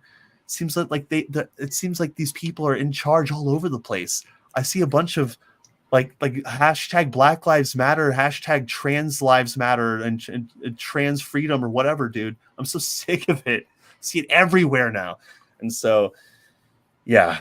Anyway, rant over. Brian Price, thanks for letting me rant. It's fine. This is I always let you rant when it comes to this stuff because you know a lot about it. So I'm just listening and absorbing. But what I will say is that it's kind of getting late here, even for us here at the Night Owl. Brian, you can give your thoughts if you want, but I think after that, maybe we should start wrapping up our stream and saying bye to our friends and people here in the chat and things like that. What do you think, Brian? Well, I mean, with gaming and all that. Now, I mean, we all remember Last of Us Part 2. I mean. I told this to Kyle, and I told this to his brother. Reason why I even played the first Last of Us was because of all the outrage because of Last of Us Part 2, and I just watched other people's videos, and I was like, you know what, this is absolutely terrible, just because of the fact that they just didn't respect the story that came before from the first game, and just, I mean, if you're gonna do, I mean, I don't know if. I mean, I'm assuming was Naughty Dog hit by the whole Sweet Baby Inc. I know they were hit by like freaking. They liked. They have their own Sweet Baby Inc. Yeah, Druckmann liked freaking. What's her name? I can't think of her name right now. Anita Sarkeesian. She was his hero. Yeah. So. Yeah, man. So I mean, and what was weird was people were still buying that game, even though there was, this, people, like, Az and, Ryan Kinnell were speaking out about it, and then they got copyright struck for even reporting it and everything.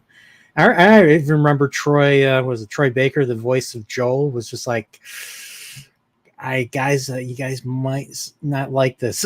And it was so wild hearing that come from him and everything. So, but like, with the whole gaming thing, thanks to you, Kyle, I've, like now there's Western gaming is just, is under assault.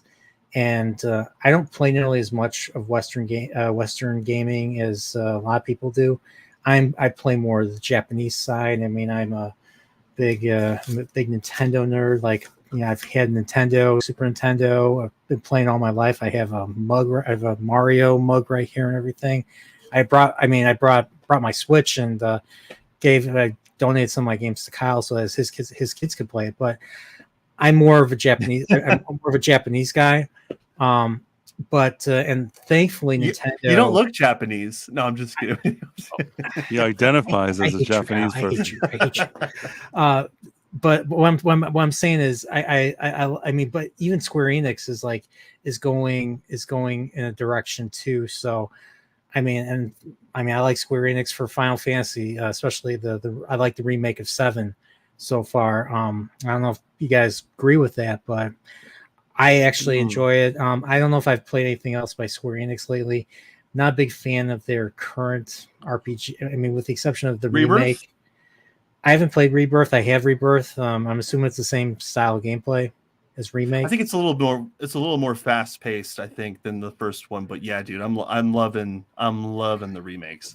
It feels like watching a good anime or something, and just getting it there. And of course, Nintendo. I mean, I don't know how you can ruin Mario. I mean, I'm sure there's plenty of ways too. Same with Zelda. And I'm not even the biggest fan of the direction I think going with Zelda with the open world stuff. But hey, it's still. I mean, I still think don't think it's bad. It's just not my cup of tea. Right. But like, I'm grateful that Nintendo of America does not run and create the games that Nintendo of Japan does, because Nintendo of America would immediately go for all this nonsense, basically. Because I mean, they would embrace the DEI and all that stuff. So, I have virtually no respect for Nintendo of America whatsoever. And I mean, I hope nothing happens. I mean, I hope Japan stays stays committed to making quality games, and whatever just to stay creative and innovative as much as they can. I mean, they're always behind when it comes to technical technology. Like they didn't have an HD system until the Wii U, and that was 2012, and HD TVs were out for a while and all that. So, but they were always ahead when it came to innovation and trying to be, distinctive from other games and all that. Like, I mean, you play a Pikmin game, you play a Metroid game, you play a Mario, Zelda game. Kirby games are basically an easier version of Mario games, basically. They all have a unique thing. Animal Crossing, they all have a uniqueness to it. So, I mean, where am I going? I'm just saying I don't want Nintendo. I'm hoping Nintendo of Japan doesn't fall under this crap. That's I hope you're right. I hope so too. But all these companies seem to be falling for all the crap. It seems like Nintendo's going that way too, or at least Nintendo America seems to be dipping their toes in it. And yeah, I hope it doesn't reach Japan. It sucks. So I mean, and that's what really sucks about the Nintendo America thing is like how many of those titles are aimed at kids, man? That is the one thing. Teddy Bear is saying DEI is already invading Japan. That is Flying true. with Square Enix, Mars yeah. Monkey Max, the wokeness in Tomb Raider is annoying, but it's not too bad. At least the gameplay has been decent since Shadow. We'll see how bad they screw up the next one. Well, yeah, we'll see. They're certainly focused on the tabletop version of or the realm of Tomb Raider right now. I saw what they were going to do with that stuff, so but we'll see. But man, yeah, I hope you're right about Nintendo. Just man, You kind of always hope that like Japanese people won't take this kind of shit and like they'll say like we have our traditions, we have our standards, we have our you know, ideals and morals and whatever, and we don't want any part of this like DEI. But I feel like every time you think that these companies that they want to operate in the US and do stuff, they end up getting sucked into these policies too. Yeah, very true. Yeah, I mean, just like I hope, like, you know, because of especially the whole Assassin's Creed thing with Yasuke, whatever his name is, that hopefully the Japanese Hopefully they will won't buy reject into it. it. Will try to say, won't like, buy screw into that. it. They'll kind of open their eyes and they'll reject it. I mean, that's just a hope. It's a fool's It's hope. possible. To quote It's a possible certain that they wizard. will. And on that very positive note, I think we should perhaps wrap up the stream. I want to say thank you to a lot of people that have been here in the chat. Mars Monkey Max, Kitty Bear, you know, there were so many throughout the thing. Yuri Totted, that was on Rumble. We have Yuri Totted, I got it. I didn't understand until I said it. I feel like that guy on The Simpsons. I'm like Mo on The Simpsons. Empress NM, Marfia, I have Nodic, Empress and M, Backyard TARDIS. I know that Gooch was here earlier, and Vex Electronica was here, and Mo Puggins, and Rida Ibn Muhammad, and then you had Empress NM, I think I said. I hope I didn't miss anybody. There was Abrams, not Abrams, a tremendous mind frame.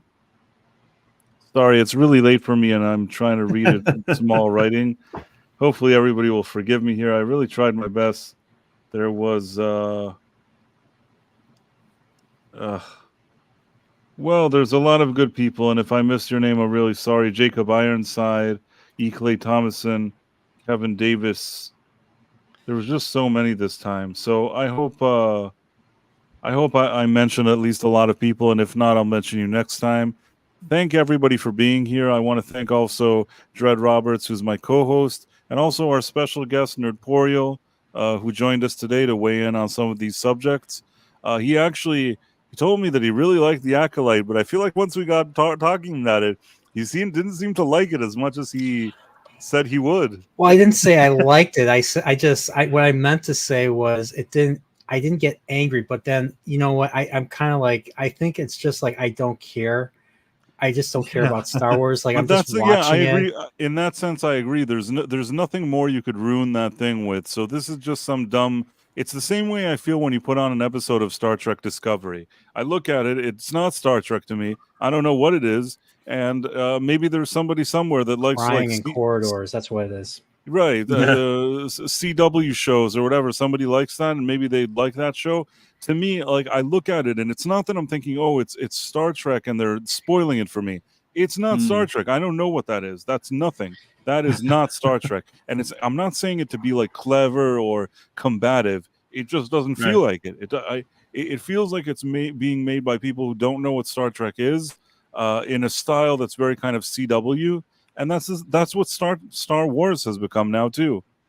This Acolyte is the Star Trek Discovery of Star Wars. Yep. Leslye Headland thought she was writing the first episode. She thought that her episode was on par with the first episode of Breaking Bad, the cold open. Yeah, man. I don't know about that. I think you know.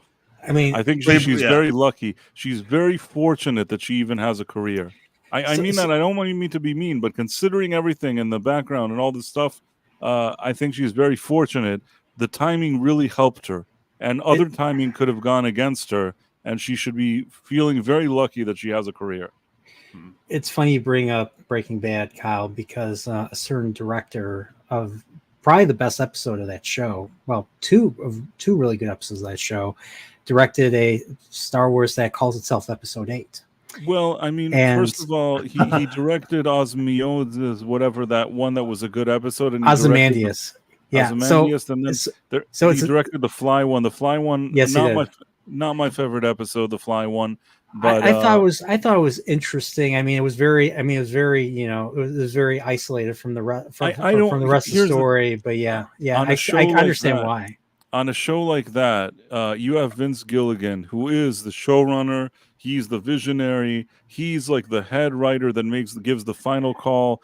Producer. He sets the tone, and he's been there for years. Like he was there for years, spearheading this thing. And Rian Johnson came in a few times like a gun for hire. He's given a script. He has to execute it. And you know what? Rian Johnson, if you give him a script that's written from A to Z and he didn't write a word of it, and you have some producer breathing down his neck where he's working with a crew of people that have been working on this show for years, and he's kind of the guest, they can make it work. In that capacity, he can shine. But really, I think that Bill Burr once said it, and I really remember this in an interview. Somebody said to him, when we watched Breaking Bad and we saw your acting is really good on that show. And Bill Burr said, really, I'm going to tell you something. If you were on the show now with that crew of people, with how like experts they are at every single thing that happens in production, you'd be the best actor in the world too. He said, they're so focused on exactly what you need to be doing, like the way they explain it, the way they set it up. It's so good that it's only yours to get wrong. That's how great they are at what they do. And I thought that it was really nice how he explained it. And I feel like even with Rian Johnson coming in, you have a DP that's there all the time. You have all these like assistant producers, production people, design, like they have everything. He just steps in, they give him the screenplay, he has to follow it word by word. Really tough for him to mess it up. Yeah. I mean, I was going to make, where I was going price was I was going to make a slight comparison to Filoni, but now that I think of it, because Filoni wasn't a guest, hired gun like Rian Johnson was. But I wanted to say that, if you have them like work under people, they can do good stuff.